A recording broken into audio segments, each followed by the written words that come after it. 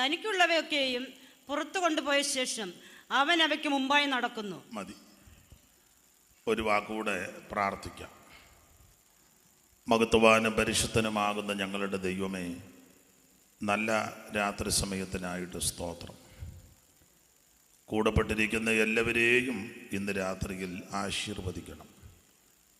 ശബ്ദപരിധിയിൽ ശ്രദ്ധിക്കുന്ന ഏവർക്കും ഈ ശുശ്രൂഷ അനുഗ്രഹമാകണം. അവിടുത്തെ പ്രിയപുത്രനെ ഞങ്ങളെ കൂടി മഹത്വപ്പെടുത്തണമേ.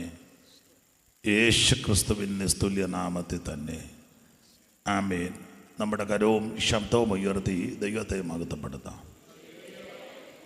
അനുഗ്രഹപ്രദമായ ഈ നല്ല രാത്രി സമയത്തിനായിട്ട് ദൈവത്തിന് മഹത്വം. ഇന്ന് രാത്രിയിലെ ഈ ശുശ്രൂഷയുടെ അധ്യക്ഷനായിട്ട് ഈ ശുശ്രൂഷ ലീഡ് ചെയ്യുന്ന ആദരണീയ കർത്തദാസൻ ബഹുമാനപ്പെട്ട ആമീൻ പ്രിയ ചാക്കോച്ചായന്,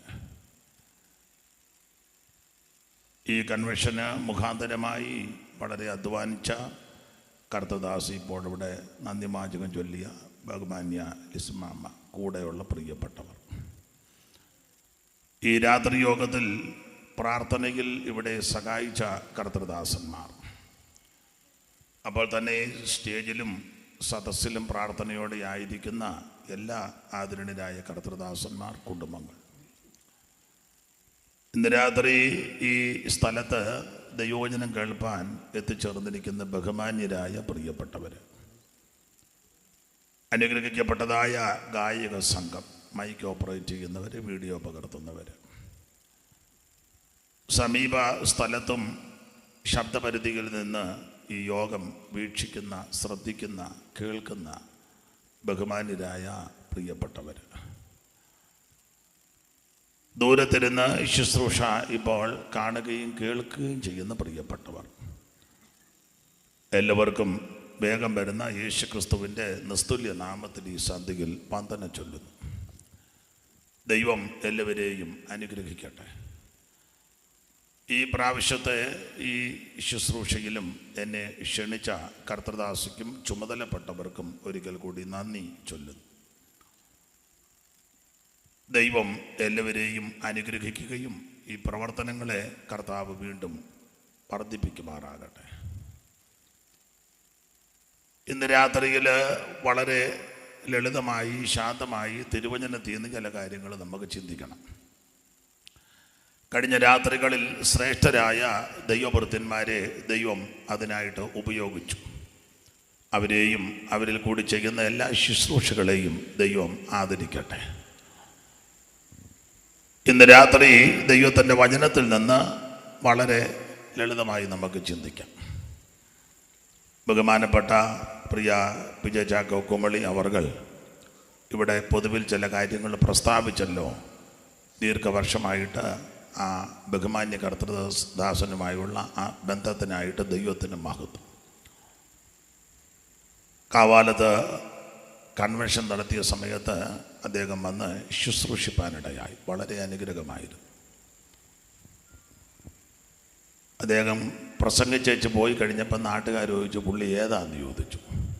അപ്പം ഞാൻ ഓർത്ത് ഉടക്കുണ്ടാക്കാനായിരിക്കും വന്നു. അപ്പോൾ ഇന്നടുത്ത് ആ പുള്ളിയെ ഇനിയും വിളിക്കണമെന്ന് പറഞ്ഞു. അതിനുശേഷം പിന്നെയും വിളിച്ചു.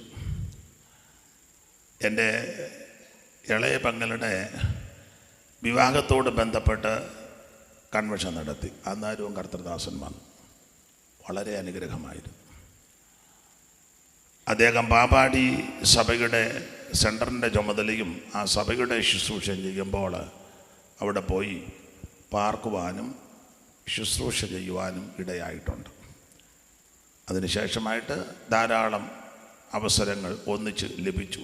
ഇവിടെയും ചില വർഷമായിട്ട് ഇങ്ങനെ അവസരം ലഭിക്കുന്നതിൽ ദൈവത്തിന് മഹത്വം. കർത്തദാസനെ ദൈവം അനുഗ്രഹിക്കട്ടെ. മുണ്ടത്താനത്തുള്ള പ്രിയപ്പെട്ടവർ എല്ലാവരും നമുക്ക് വേണ്ടപ്പെട്ടവരാണ്. എല്ലാവരെയും ഓർത്ത് ദൈവത്തെ സ്തുതിക്കുന്നു. ഈ രാത്രിയിൽ അല്പസമയം നമുക്ക് ദൈവവചനം ധ്യാനിക്കാം. അതിന് അടിസ്ഥാനമായിട്ട് വായിച്ചത് യോഹന്നാൻ്റെ സുവിശേഷം 10-ാം അധ്യായത്തിൻ്റെ 4-ാമത്തെ തിരുവെഴുത്താണല്ലോ. മാന്യ ദൈവദാസി ഒരിക്കൽ കൂടി ഒന്ന് വായിച്ച് സഹായിക്കണം. തനിക്കുള്ളവയൊക്കെയും പുറത്തു കൊണ്ടുപോയ ശേഷം അവൻ അവയ്ക്ക് മുമ്പായി നടക്കുന്നു. സ്നേഹക്കൊടിയനിക്കൂ മീതെ വിരിച്ചു പ്രിയൻ, സ്നേഹക്കൊടിയനിക്കൂ മീതെ വിരിച്ചു പ്രിയൻ, ഞാനും സുഖേനെ വാഴുവാൻ പരമേശ, ഞാനും സുഖേനെ വാഴുവാൻ പരമേശ, പാടും നിനക്ക് നിത്യവും പരമേശ, പാടും നിനക്ക് നിത്യവും. എന്നുള്ളമാകും മകൻ ദൈവാലയത്തിൽ നിന്നും, എന്നുള്ളമാകും മകൻ ദൈവാലയത്തിൽ നിന്നും, പൊങ്ങും നിനക്ക് വന്ദനം പരമേശ, പൊങ്ങും നിനക്ക് വന്ദനം പരമേശ, പാടും നിനക്ക് നിത്യവും പരമേശ, പാടും നിനക്ക് നിത്യവും.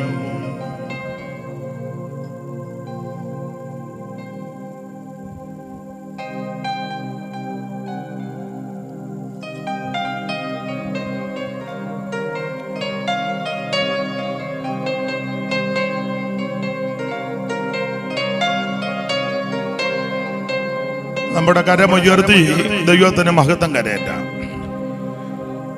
യോഹന്നാന്റെ സുവിശേഷം 10-ാം അധ്യായത്തിന്റെ 4-ാമത്തെ തിരുവെടുത്താണ് ഇന്ന് രാത്രിയിലെ തിരുവചന ചിന്തയ്ക്ക് അടിസ്ഥാനമായിട്ട് വായിച്ചത്. മാന്യ കർത്തൃദാസി ഒരിക്കൽ കൂടി വായിച്ച് സഹായിക്കാം. തനിക്കുള്ളവയൊക്കെയും പുറത്തു കൊണ്ടുപോയ ശേഷം അവൻ അവയ്ക്ക് മുമ്പായി നടക്കുന്നു. തനിക്കുള്ളവയൊക്കെയും പുറത്ത് കൊണ്ടുപോയ ശേഷം. അപ്പം ഇന്നത്തെ പ്രസംഗത്തിൻ്റെ തലക്കെട്ട് ഇങ്ങനെ കൊടുക്കാനാണ് ഉദ്ദേശിക്കുന്നത്. ദൈവത്തിന് ആവശ്യമുള്ളതിനെ എല്ലാം ദൈവം പുറത്തു കൊണ്ടുവരും. ദൈവത്തിന് പ്രിയപ്പെട്ടവരെ ദൈവം പുറത്തിറക്കും. ഇന്ന് രാത്രി അതിനോട് ബന്ധപ്പെട്ട് തിരുവചനത്തിൽ നിന്ന് ചില കാര്യങ്ങൾ നമുക്ക് ചിന്തിക്കണം.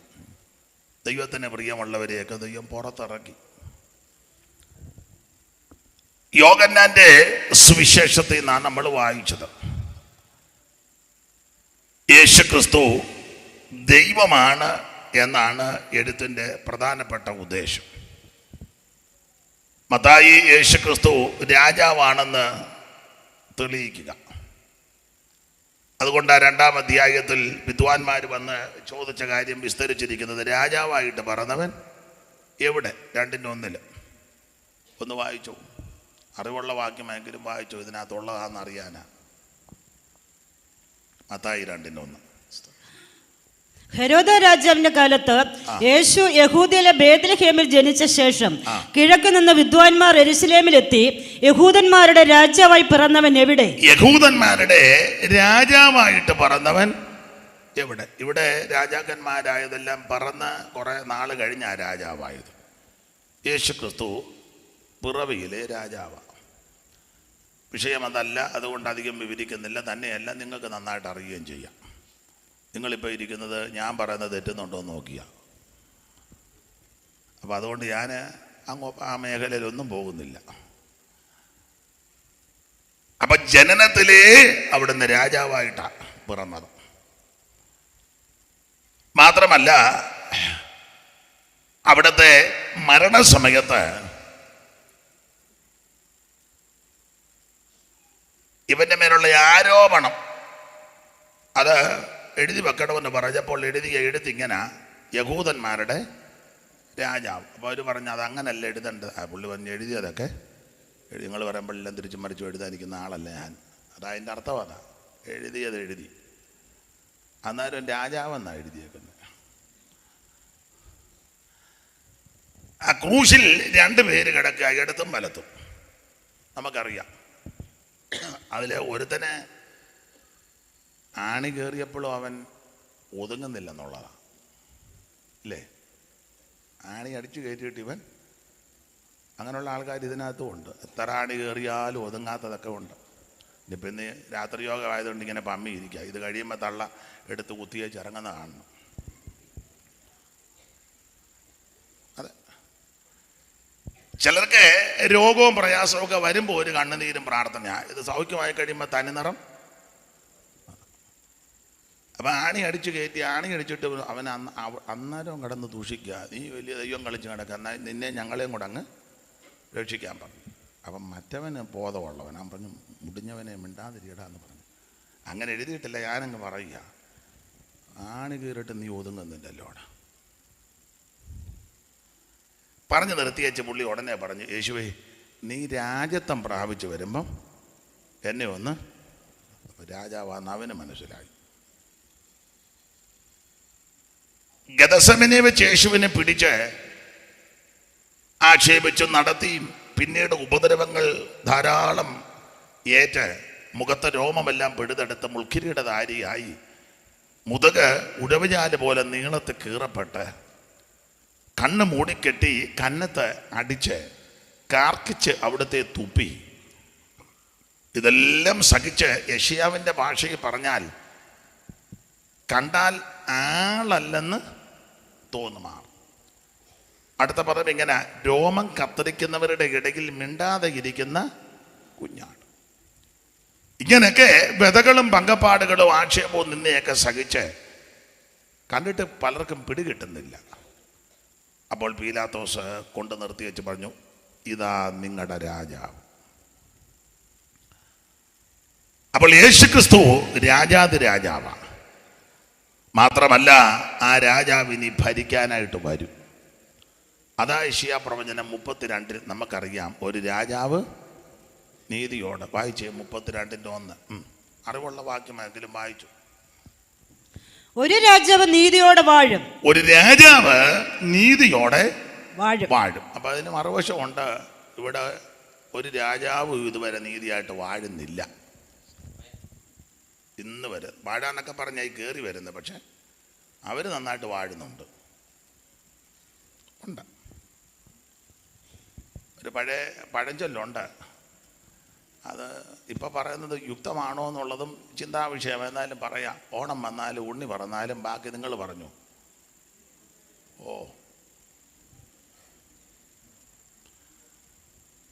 നന്നായിട്ട് വാഴും, നന്നായിട്ട് ഭരിക്കും, നന്നാക്കാന്നൊക്കെ ആയി പറയുന്നേ, ഒന്നും നന്നാകുന്നില്ല. ഇനി ഇവിടെ നന്നായിട്ട് ഭരിക്കുന്നത് ഒരുവനേ ഉള്ളൂ, നസറയനാകുന്ന യേശുക്രിസ്തു. ആ ഭരണത്തിന് ഒത്തിരി വിശേഷതയുണ്ട്. ഒരു വാക്യം വായിച്ചോ, 11:5. യെശയ്യാവ് 11:5. അവന്റെ പ്രത്യേകത, നീതി അവന്റെ നടുക്കെട്ടും വിശ്വസ്തത അവന്റെ അരക്കച്ചയുമായിരിക്കും. ഇപ്പൊ ഭരിക്കുന്ന ഒരെണ്ണത്തിന് നീതിയും വിശ്വസ്തതയും ഇല്ല. എന്നെ എല്ലാവരും മിണ്ടാതിരിക്കുന്നത് ഉള്ള കാര്യമാണ്. ഈ ലോകത്തിൽ ഇപ്പോൾ ഭരിക്കുന്ന ഒരു കുഞ്ഞുങ്ങൾക്ക് പോലും നീതിയില്ല, വിശ്വസ്തതയില്ല.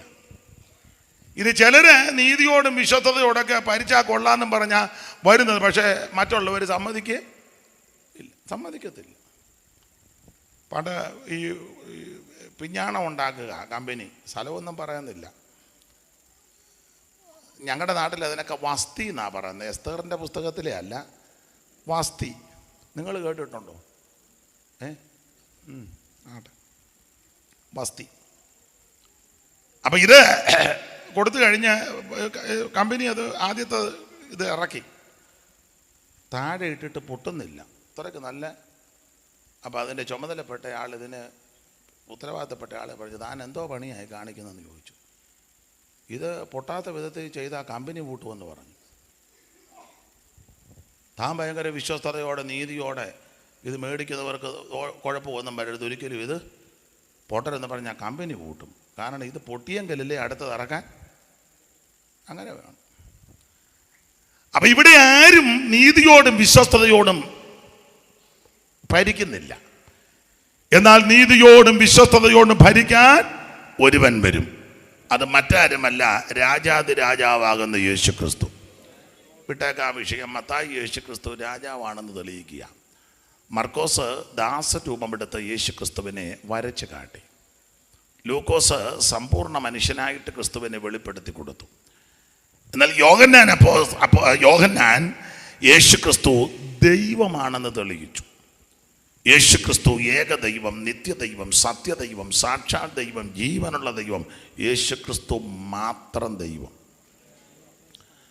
അതാണ് യോഹന്നാൻ്റെ എഴുത്തിൻ്റെ ഉദ്ദേശവും. ആട്ടെ, ഓരോ അധ്യായത്തിലും കർത്താവിൻ്റെ മഹത്വം അങ്ങോട്ട് വെളിപ്പെടുത്തി. ഒന്നാം അധ്യായത്തിൽ നമുക്കറിയാം, ലോകത്തിൻ്റെ പാപത്തെ ചുമക്കുന്ന ദൈവത്തിൻ്റെ കുഞ്ഞാട് യേശു ക്രിസ്തു. കടന്നു പോകുന്ന യേശുവിനെ ചൂണ്ടിക്കൊണ്ട് യോഹന്നാൻ സ്നാപകൻ തൻ്റെ ശിഷ്യവൃന്ദത്തോട് പറയുക, ലോകത്തിൻ്റെ പാപത്തെ ചുമക്കുന്ന ദൈവത്തിൻ്റെ കുഞ്ഞാട്. മനുഷ്യൻ്റെ ഏറ്റവും വലിയ ഭാരം പാപഭാരമാണ്, മറ്റൊന്നുമല്ല. ഏറ്റവും വലിയ ഭാരം പാപഭാരമാണ്. അതുകൊണ്ടാണ് യെശയ്യാവ് പറഞ്ഞിരിക്കുന്നത്, അകൃത്യഭാരം ചുമക്കുന്ന അകൃത്യഭാരം, അതാ വലിയ ഭാരം.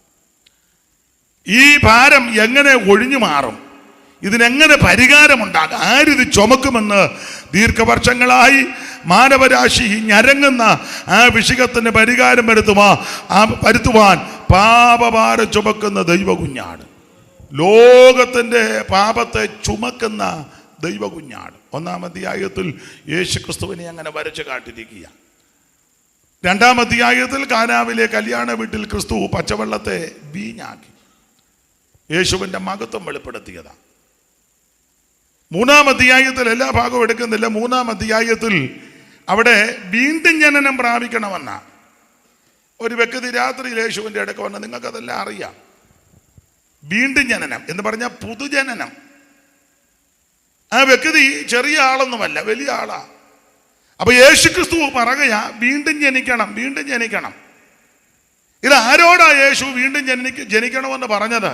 അവിടെ നിങ്ങൾ ആ ശാന്തമായിട്ട് ആ അധ്യായം ഒന്ന് പഠിച്ചാൽ ആരൊക്കെ വീണ്ടും ജനിക്കണം, ആ മൂന്നാം അധ്യായത്തിൽ നിന്നാൽ മനസ്സിലാകും ആരൊക്കെയാ വീണ്ടും ജനിക്കണ്ടേ. ആ ദൈവരാശി ആ മൂന്നാം അധ്യായത്തിന്റെ 1-ാം വാക്യം ഒന്ന് വായിച്ചേ. പരീശന്മാരുടെ കൂട്ടത്തിൽ, അപ്പോൾ പരീശന്മാരുടെ കൂട്ടത്തിൽ യഹൂദന്മാരുടെ പ്രമാണിയായി നിക്കോദിമോസ് എന്ന പേരുള്ള ഒരു മനുഷ്യനുണ്ടായിരുന്നു. അവൻ രാത്രിയിൽ അവന്റെ അടുക്കൽ വന്ന് അവനോട്, റബി, നീ ദൈവത്തിന്റെ അടുക്കൽ നിന്ന് ഉപദേഷ്ടാവ് വന്നിരിക്കുന്നു എന്ന് ഞങ്ങൾ അറിയുന്നു. അപ്പൊ ശ്രദ്ധിച്ചേ, ഈ വ്യക്തിയോടാണ് ഇവർ സംസാരിച്ചപ്പോൾ യേശു ക്രിസ്തു പറഞ്ഞു, നീ വീണ്ടും ജനിക്കണം, വീണ്ടും ജനിക്കണം. അത് ദൈവത്തിന്റെ വചനത്താലും ആത്മാവിനാലും ആ ജനിക്കുന്നത്. ഭാഗമൊക്കെ പഠിക്കുമ്പോൾ അറിയാം. അപ്പൊ ആരായി വീണ്ടും ജനിക്കേണ്ടത്? ഒന്ന്, 1-ാം വാക്യം ഒന്നുകൂടെ വായിച്ചേ. പരീശന്മാരുടെ കൂട്ടത്തിൽ, പരീശനോടാ യേശു പറഞ്ഞ് വീണ്ടും ജനിക്കണം. പരീശന്മാർ തന്നെ പല വകുപ്പുണ്ട്. മനസ്സിലാകുന്ന ഭാഷ പറഞ്ഞ ഇത് മുഴുവൻ നന്നായിട്ട് പഠിച്ച പുള്ളിക്കാരാ പരീശന്മാർ. ഇതല്ല നല്ലതുപോലെ പഠിച്ചവരാ, തിയോളജി എല്ലാം പഠിച്ചിരിക്കുക. BTH, BD, MDU, MDH, ഇപ്പം പിന്നെ റിസർച്ചാ. നല്ല കാര്യമാണ്. യൂണിവേഴ്സിറ്റിയിൽ നിന്നൊക്കെ എടുത്ത് പഠിക്കുക. അപ്പം അങ്ങനെ വചനത്തിൽ ഉപദേശത്തിലൊക്കെ നല്ല പരീക്ഷനെ നന്നായിട്ടറിയാം. അങ്ങ് വിശുദ്ധിയുടെ ഉച്ചകൂടി നിൽക്കുന്ന പുള്ളിക്കാരുമുണ്ട്.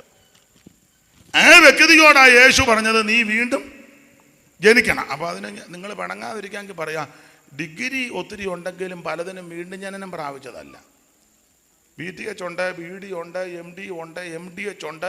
ഇപ്പം പിന്നെ റിസർച്ചും ഇരിക്കുക. ചിലരുടെ മുറി കയറിയാൽ മുഴുവൻ പുസ്തകമാണ്. പുസ്തകം ഇഷ്ടം പോലെ ഉണ്ട്, പക്ഷേ വീണ്ടും ജനനം ഒന്നും പ്രാപിച്ചതല്ല. നിങ്ങൾ എന്നെ നോക്കി പേടിപ്പിക്കുമൊന്നും വേണ്ട. നിങ്ങളുടെ കാര്യമല്ല ഈ പറയുന്നത്, ഇങ്ങനെയുള്ള കക്ഷികളുടെ കാര്യം. അങ്ങനെയുള്ള കക്ഷികളാണ് നിങ്ങളെങ്കിൽ നിങ്ങളുടെ കാര്യവും തന്നെ. നമുക്ക് അങ്ങനെ പോകുന്നതാണ് നല്ലത്. ഡിഗ്രി സമ്പാദിച്ചത് കൊണ്ട് വീണ്ടും ജനനം പ്രാപിക്കണമെന്നുണ്ടോ? അപ്പോൾ ആര് വീണ്ടും ജനനം പ്രാപിക്കണം? നന്നായിട്ട് പഠിച്ച പുള്ളിയാ, പക്ഷെ വീണ്ടും ജനനം പ്രാപിച്ചില്ല. അപ്പോൾ ഇന്ന് രാത്രി ചിലർക്കൊക്കെ ഒരു തണ്ടും ഹുങ്കുമുണ്ട്. ഞാൻ കുമ്പനാട്ട് പഠിച്ചതാ, മുളക്കുഴ പഠിച്ചതാ, ഞാൻ അങ്ങ് പുനലൂര് പഠിച്ചതാ, ഞാൻ മണക്കാലെന്നാണ് ഇറങ്ങിയത്. എവിടുന്നേലും ഇറങ്ങിക്കോ, പക്ഷേ ഒത്തിരി എണ്ണം ഇറങ്ങിയിട്ടുണ്ട്, പലതും വീണ്ടും ജനനം ഒന്നും പ്രാപിച്ചതല്ല. അല്ലെന്ന് ഒന്നും വിവരിക്കുന്നില്ല, മുഖമൊക്കെ വല്ലാതാകുന്നു. ഒന്ന്, പരീശനോടാ യേശു പറഞ്ഞ വീണ്ടും ജനനം പ്രാപിക്കണം. രണ്ട്, ആരോടാ യേശു പറഞ്ഞത്? പരീശന്മാരുടെ യഹൂദന്മാരുടെ ഒരു പ്രമാണിയായി. ഒന്നുകൂടെ വായിച്ചേ. പരീശന്മാരുടെ കൂട്ടത്തിൽ യഹൂദന്മാരുടെ രണ്ട്, പുള്ളി യഹൂദനുമാ. ഒന്ന്, പരീശനോട് യേശു പറഞ്ഞു വീണ്ടും ജനനം. നമ്മുടെ ഇടയിലും പരീശന്മാർ ഒത്തിരി ഉണ്ട്. ഞങ്ങളെ ഒന്ന് പഠിപ്പിക്കണം, ഞങ്ങൾ മുണ്ടത്താനംകാരാ, ഞങ്ങൾക്ക് എല്ലാം അറിയാം, പുസ്തകമൊക്കെ ഞങ്ങൾക്ക് നന്നായിട്ട് അറിയാം, ഞങ്ങളെ ഒന്നും പഠിപ്പിക്കേണ്ട. പാസ്റ്റർ ഇപ്പം കുറുവാക്യം വായിച്ചപ്പോഴേ ഞങ്ങൾക്ക് പിടികിട്ടി അതിലേക്കൂടെ ഒക്കെ പോകുമെന്ന്. ഒക്കെ ഞങ്ങൾക്ക് ഇതെല്ലാം അറിയാം. പക്ഷേ അങ്ങനെയുള്ളവരുടെ യേശു പറയാം, പുസ്തകമൊക്കെ നന്നായിട്ട് അറിയാം, 66 അറിയാം, വേണം 74 കയ്യിലുണ്ടായിരിക്കും, പക്ഷേ വീണ്ടും ജനനം പ്രാപിക്കണം. വീണ്ടും ജനനം പ്രാപിക്കണം. രണ്ട്, യഹൂദനാകുന്ന പുള്ളിയോടാ പറഞ്ഞു. യഹൂദന് ഒത്തിരി വിശേഷതയുണ്ട്, പല വിശേഷതയുണ്ട്. അതിലൊന്ന്, ഇതുപോലെ ശ്രേഷ്ഠ ജാതി വേറെ ഇല്ലെന്നുള്ളത്. അപ്പം ജാതിയിൽ വലിയ പുള്ളിക്കാരാ. നീ ഏത് കൊലകൊമ്പനാന്തേലും കൊള്ളാം, വീണ്ടും ജനനം പ്രാപിക്കണം. ചെല്ലി പറയാറുണ്ട്, ഞങ്ങൾ ബ്രാഹ്മൺസാണ്, ഞങ്ങൾ നായന്മാരാണ്, ഞങ്ങൾ ഇന്നവരാണ്, ഞങ്ങൾ ആഢ്യത്വമുള്ളവരാണ്, ഞങ്ങൾ ക്ഷത്രിയരാണ്, ഞങ്ങൾ ഇന്ന ആൾക്കാരാണ്. നല്ല കാര്യം. ഞങ്ങൾ മുസ്ലിങ്ങളാണ്, ഞങ്ങൾ നാമധേയ ക്രിസ്ത്യൻ, ഞങ്ങൾ യാക്കോബക്കാരാ, ഞങ്ങൾ ഓർത്തഡോക്സാ, ഞങ്ങൾ റോമൻ കാത്തലിക്സാണ്. അപ്പം മറ്റവർ ഞങ്ങൾ സിറിയനാണ്. നീ സിറിയനാന്തേലും കിറിയനാന്തേലും ബെറിയനാന്തേലും നീ വീണ്ടും ജനനം പ്രാപിക്കണം. എന്നെ എല്ലാവർക്കും ഒരു ഉള്ള കാര്യമായി പറയാനല്ല. ഒന്ന്, പരീശനാ. രണ്ട്, ജാതിയിൽ ഉന്നതനാ, യഹൂദൻ. ഇതുപോലെ ശ്രേഷ്ഠ ജാതി എവിടെ ഉള്ളെന്നാ. പക്ഷേ ജാതിയുടെ മഹത്വം ഒന്നും പറഞ്ഞിരുന്നാൽ മേളിലോട്ട് പോകുകയല്ല. മേളിൽ പോകണമെങ്കിൽ, നിത്യജീവൻ പ്രാപിക്കണമെങ്കിൽ വീണ്ടും ജനനം പ്രാപിക്കണം. മൂന്ന്, ആരോടാ ഇത് പറഞ്ഞെന്നുള്ളതാ. ഒന്നുകൂടെ വായിച്ചോ വാക്യം, ഇതെല്ലാം കാര്യം അതിനകത്ത്. പരീശന്മാരുടെ കൂട്ടത്തിൽ യഹൂദന്മാരുടെ പ്രമാണിയായി. മൂന്ന്, വലിയ പ്രമാണിയാ, വലിയ പ്രാമാണിത്വം. പ്രമാണിയോടാ യേശു പറഞ്ഞ വീണ്ടും ജനനം പ്രാപിക്കാൻ. സഭയിലൊക്കെ വലിയ പ്രമാണിമാരുണ്ട്. വന്നുള്ള കാലും വെച്ച് തള്ളുവല്ലോ ഒക്കെ വിറപ്പിച്ച് ഇടയ്ക്കിടയ്ക്ക് കണ്ടില്ലേ പ്രമാണിമാരെ? ചില സൈഡ് സീറ്റിലാണ് പ്രമാണിമാർ, ചില ലാസ്റ്റേ വരുവുള്ളൂ. ഇടയ്ക്കിടയ്ക്ക് എഴുന്നേറ്റ് ഇങ്ങനെ ചാവിയൊക്കെ ഇട്ട് കറക്കും പ്രമാണിമാർ. നിങ്ങൾ കണ്ടിട്ടില്ലേ വലിയ പ്രമാണി? സഭയിലൊക്കെ ഉണ്ട്, മുണ്ടത്താനത്ത് കൊണ്ട് പ്രമാണിമാർ. ഇടയ്ക്കിടയ്ക്ക് പാസ്റ്ററൊക്കെ ചെന്ന് ചെവിയിൽ ഏതാണ്ടൊക്കെ പറയും. പ്രമാണിയ ഒന്നുമില്ലെന്നായി എന്ന് പറയുന്നത്. അപ്പോൾ കാണുന്നവരോടത്തോണം ഈ പുള്ളിയാണ് ഇതിൻ്റെ ചെന്ന് പറഞ്ഞു, ഒന്നുമില്ല അച്ഛാ, അതായി പറഞ്ഞേച്ച് പോകുന്നത്. അവൾ വലിയ പ്രാമാണിത്വം അവകാശപ്പെടുന്ന ആൾക്കാരുണ്ട്. അങ്ങനെയുള്ളവരോടാ യേശു പറഞ്ഞത്, നിന്റെ പ്രാമാണിത്വം ഒന്നും മേളിൽ പോവുകയല്ല, തണ്ട് വെച്ച പടകും പ്രതാപമുള്ള കപ്പലൊന്നും അങ്ങ് ചെല്ലുകയല്ല. നീ എത്ര വലിയ പ്രമാണിയാണെങ്കിലും, ഏത് വലിയ കുടുംബത്തിൽ പറഞ്ഞ വ്യക്തിയാണെങ്കിലും നീ വീണ്ടും ജനനം പ്രാപിക്കും. 3-ാം അധ്യായത്തിലെ വിഷയം അതാ, ഞാൻ വിവരിക്കുന്നില്ല. 4-5 കാര്യം പറയാം. ഈ വീണ്ടും ജനനം ആരൊക്കെയാണ്? ഒന്ന്, ഇയാൾ പരീശനാണ്, എല്ലാം അറിയാം. 2, ജാതികൾ വലിയ ടോപ്പാണ്, യഹൂദൻ. 3, വലിയ പ്രാമാണിത്വമാണ്. 4, അവിടെ പുള്ളി യേശുവിൻ്റെ അടുക്കൽ ചെന്ന് പറയുക. അടുത്ത വാക്യം, ഗുരു. അവൻ രാത്രിയിൽ അവൻ്റെ അടുക്കൽ വന്ന് അവനോട്, റബി, നീ ദൈവത്തിൻ്റെ അടുക്കൽ നിന്ന് ഉപദേഷ്ടാവായി വന്നിരിക്കുന്നു എന്ന് ഞങ്ങൾ അറിയുന്നു. അപ്പൊ ഇവന്റെ പുള്ളിയുടെ പുറകിൽ ഒരു വലിയ സമൂഹമുണ്ട്, പ്രതിനിധിയാ ഞങ്ങൾ. അപ്പൊ പുള്ളി എല്ലാത്തിൻ്റെയും ലീഡറാ. ചെല്ലുപഴത്തിലെ മുണ്ടത്താനത്ത് ഞങ്ങൾ ഒത്തിരി ഉണ്ടെന്ന്. അതിനെന്നാ വലിയ ചെമ്പ് വെച്ച് കഞ്ഞി വെച്ച് കുടിച്ചോണം. അതിന് കഴിഞ്ഞിട്ടുള്ള ക്രമീകരണം ഉണ്ട്, അതും ചെയ്തോണം.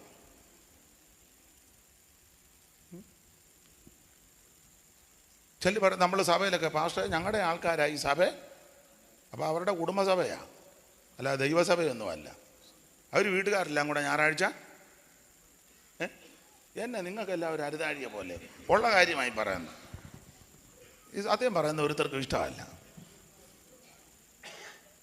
ഈ സഭയിൽ ഞങ്ങളുടെ വീട്ടുകാരാണ്, ആയിക്കോട്ടെ. അപ്പം ഇത് സഭയല്ല, പിന്നെ എന്നാ അവരുടെ കുടുംബയോഗം നടക്കുക.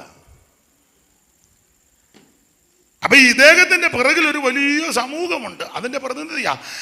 റബി, നീ ദൈവത്തിന്റെ അടുക്കൽ വരുന്നുവെന്ന് വന്നിരിക്കുന്നു എന്ന് ഞങ്ങൾ അറിയുന്നു. അപ്പം ഞങ്ങൾ ഒത്തിരി പേരുണ്ട്. എന്നെ ഇങ്ങോട്ട് രാത്രി വിട്ടെന്നേ ഉള്ളൂ, അവരെല്ലാം ഉണ്ട് അവിടെ.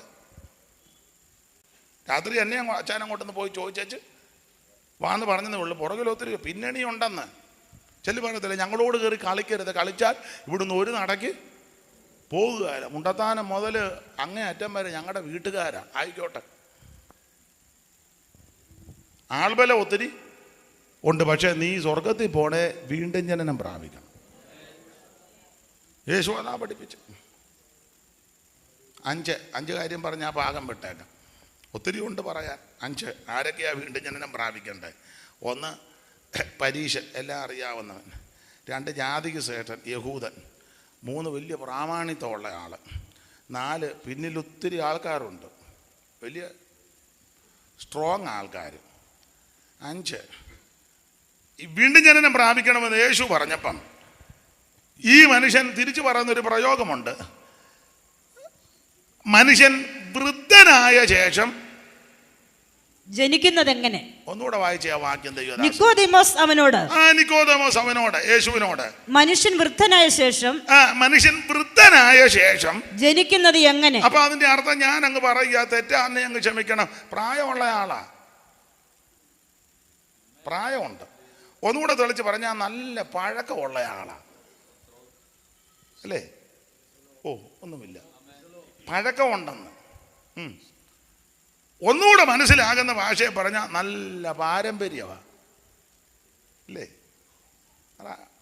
വൃദ്ധ എന്ന് പറഞ്ഞാൽ പഴക്കമുള്ള ആളല്ലേ, പ്രായമുള്ള ആളല്ലേ. ഒന്നുകൂടെ പറഞ്ഞാൽ പാരമ്പര്യം. നമ്മൾ ചിലരോട് സുവിശേഷം പറയുമ്പോൾ ചോദിക്കുക, നമ്മൾ ലഘുലേഖം എവിടുന്നാ? നമ്മൾ പറയും ഇന്നടുത്ത്. എത്ര നാളായി? നമ്മൾ പറയും 10-20 കൊല്ലം. അത്ര ആയുള്ളൂ. ഞങ്ങൾ പഴയ ആൾക്കാർ. പഴയെന്ന് പറഞ്ഞാൽ തോമാസിലേക്ക് ആ കൊടുങ്ങല്ലൂർ വന്നപ്പോൾ നേരെ ഞങ്ങളുടെ വീട്ടിലോട്ടാണ് വന്നത്. ഞങ്ങളുടെ അമ്മച്ചി അല്ലയോ കട്ടനിട്ട് കൊടുത്തത്, കാപ്പിപ്പൊടി കാപ്പി. ആർക്ക്? തോമാസിലേക്കായിക്ക്. എടാ ഊളം വർത്താനം പറയാതെ. അല്ല, അങ്ങനെയൊക്കെ അങ്ങ് പഴക്കം പറയുന്ന ആൾക്കാർ, പാരമ്പര്യം പറയുന്നവരുണ്ട്, പാരമ്പര്യക്കാർ. ഒത്തിരി പേരിങ്ങനെ പാരമ്പര്യം പറയുന്നതുണ്ട്. അതാ ഇവന് ഒത്തിരി പഴക്കം. വൃദ്ധനായ ശേഷം ഇന്ന് രാത്രി നിന്റെ പാരമ്പര്യം ഒന്നും നിന്നെ രക്ഷിക്കത്തില്ല. സ്തോത്രം. ഞാൻ പഴയ ആൾക്കാരാ. ഞങ്ങൾ തോമാസ്ലിഗായുടെ കുടുംബത്തിട്ടതാ, പകലോ മറ്റതാ, ശങ്കരപുരിയാ, കാളികാവാ, അല്ലെങ്കിൽ ഇന്നടത്തയാന്ന് പറഞ്ഞാലൊന്നും അതൊക്കെ നല്ല കാര്യം പറഞ്ഞോ. പക്ഷേ സ്വർഗത്തിൽ പോകണമെങ്കിൽ നീ വീണ്ടും ജനനം പ്രാപിക്കണം. എൻ്റെ വിഷയമല്ലാത്ത കൊണ്ട് ഞാൻ 3-ാം അധ്യായത്തിൽ ഒന്നും നിൽക്കുന്നില്ല. 3 വീണ്ടും ജനനത്തിൻ്റെ കാര്യമാണ്. 1 ലോകത്തിൻ്റെ പാപത്തെ ചുമക്കുന്ന ദൈവകുഞ്ഞാട്. 2 യേശു മഹത്വം വെളിപ്പെടുത്തി. 3 വീണ്ടും ജനനത്തിൻ്റെ കാര്യം. 4-ാം അധ്യായം. എൻ്റെ ഭാഷയെ പറഞ്ഞാൽ ഇവരൊക്കെ നന്നായിട്ട് അതൊക്കെ പറയുന്ന ഐത്തോച്ചാടനം നടത്തുക യേശു ഉണ്ടല്ലോ. കാര്യമൊക്കെ നിങ്ങൾക്ക് അറിയാം. യേശു വെള്ളം ചോദിച്ചു. അപ്പം വെള്ളം തരുകയില്ല. നല്ല മറുപടി പറഞ്ഞത്.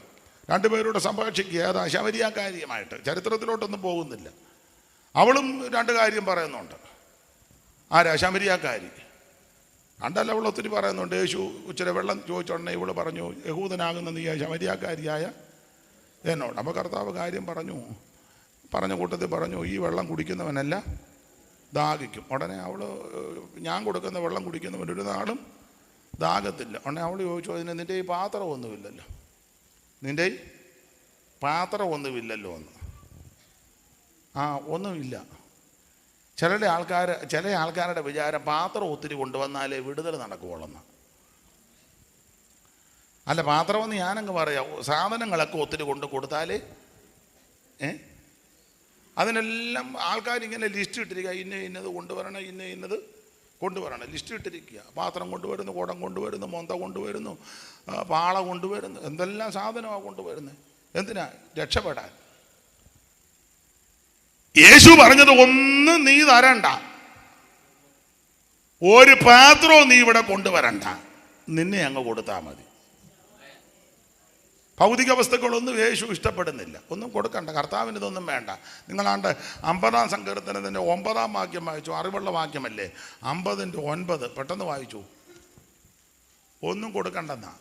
അല്ല, കൊടുത്തയക്കുകയല്ല. നിന്റെ വീട്ടിൽ നിന്ന് കാളയെയോ നിന്റെ തൊഴുത്തുകളിൽ നിന്ന് കോലാട്ടുകൊറ്റന്മാരെയോ ഞാൻ എടുക്കയില്ല. ദൈവം പറയാ, ഇതൊന്നും എനിക്ക് വേണ്ടെന്ന്. നിന്റെ ആടും കാളയൊന്നും എനിക്ക് വേണ്ട. പിന്നെ കാട്ടിലെ സകല മൃഗവും പർവ്വതങ്ങളിലെ 1000 ജന്തുക്കളും എനിക്കുള്ളവയാകുന്നു. പിന്നെ എന്തിനാ നിന്റെ വീട്ടിലെ ഒരു ആടും കാളയും എനിക്ക്? അതും ചൊരത്താത്ത ആട് പിടിഞ്ഞ് ഞാൻ പോകുന്ന വെച്ചിട്ട് പാല് വരികയല്ല.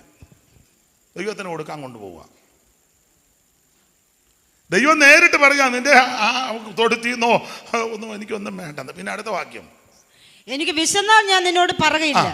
ദൈവത്തിന് വിശന്നാ നിന്നോട് പറയുമോ? മേരിക്കുട്ടി എനിക്ക് വിശക്കുന്നത് അങ്ങ് കൊണ്ട് കൊടുക്കുക ദൈവത്തിന്. എന്നാ ദൈവമേ കാപ്പി ഉറുവാ കുടിക്കുവോ?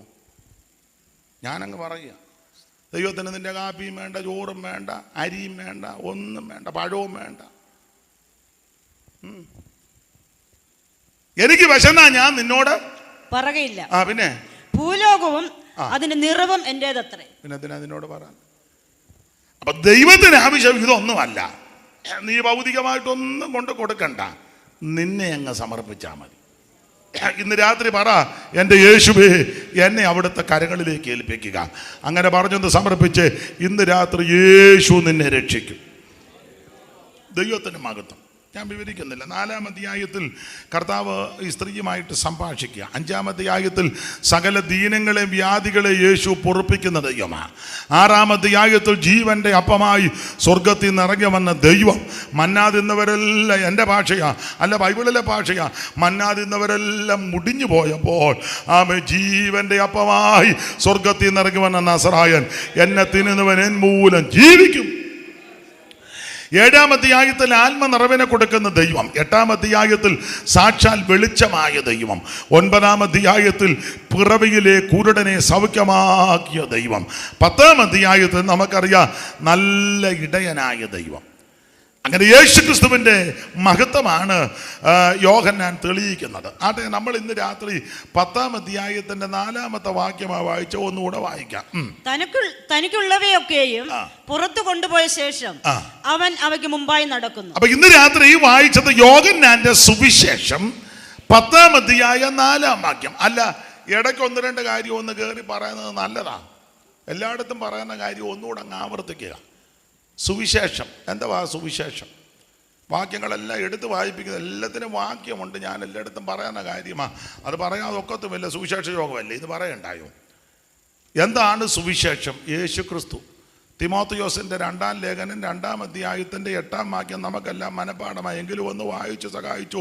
ദാവീദിന്റെ സന്തതിയായി ജനിച്ച് മരിച്ചിട്ട് ഉയർത്തെഴുന്നേറ്റിരിക്കുന്ന യേശു ക്രിസ്തുവിനെ ഓർത്തുകൊള്ളുക. അതാകുന്നു എന്റെ സുവിശേഷം. അപ്പൊ എന്താണ് സുവിശേഷം? യേശു ക്രിസ്തു ദാവീദിന്റെ സന്തതിയായി ജനിച്ച് മരിച്ചിട്ടെന്നും പറഞ്ഞ് നിർത്തിയില്ല, ചേർത്ത് പറഞ്ഞു ഉയർത്തെന്ന്. ഇവിടെ വന്നവരെ പറ്റി എല്ലാം ഇങ്ങനെ എഴുതിക്കുന്നത് ജനിച്ചു മരിച്ചു ശുഭം. യേശുവിനെ അങ്ങനെ ശുഭമല്ല, മരിച്ചിട്ട് ഉയർത്തെഴുന്നേറ്റു. അതാ യേശു ക്രിസ്തു.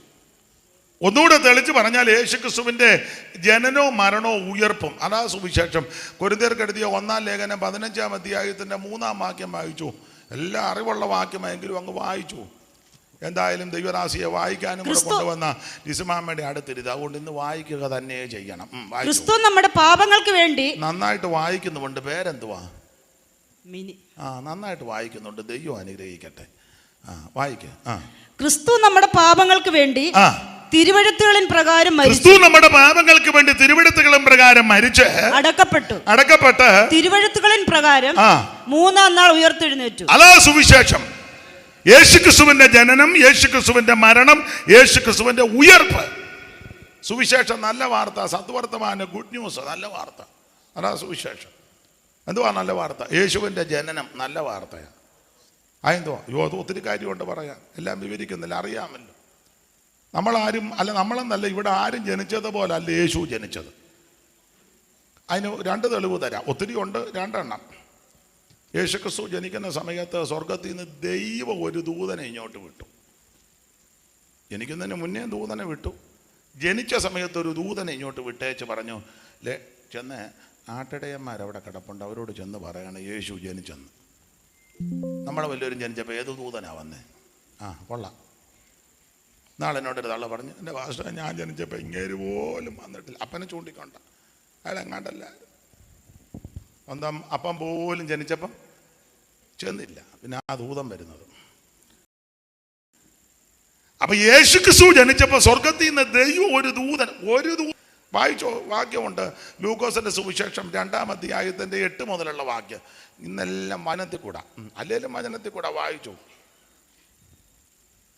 ഇന്ന് മിനിമം അമ്മ വായിച്ചു ഊപാട് വരും, എന്നാലും വായിച്ചോ, ഭാഗ്യമുള്ളവള. അന്ന് ആ പ്രദേശത്ത് ഇടയന്മാർ രാത്രിയിൽ ആട്ടിൻകൂട്ടത്തെ കാവൽ കാത്ത് വെളിയിൽ പാർത്തിരുന്നു. അപ്പോൾ കർത്താവിന്റെ ഒരു ദൂതൻ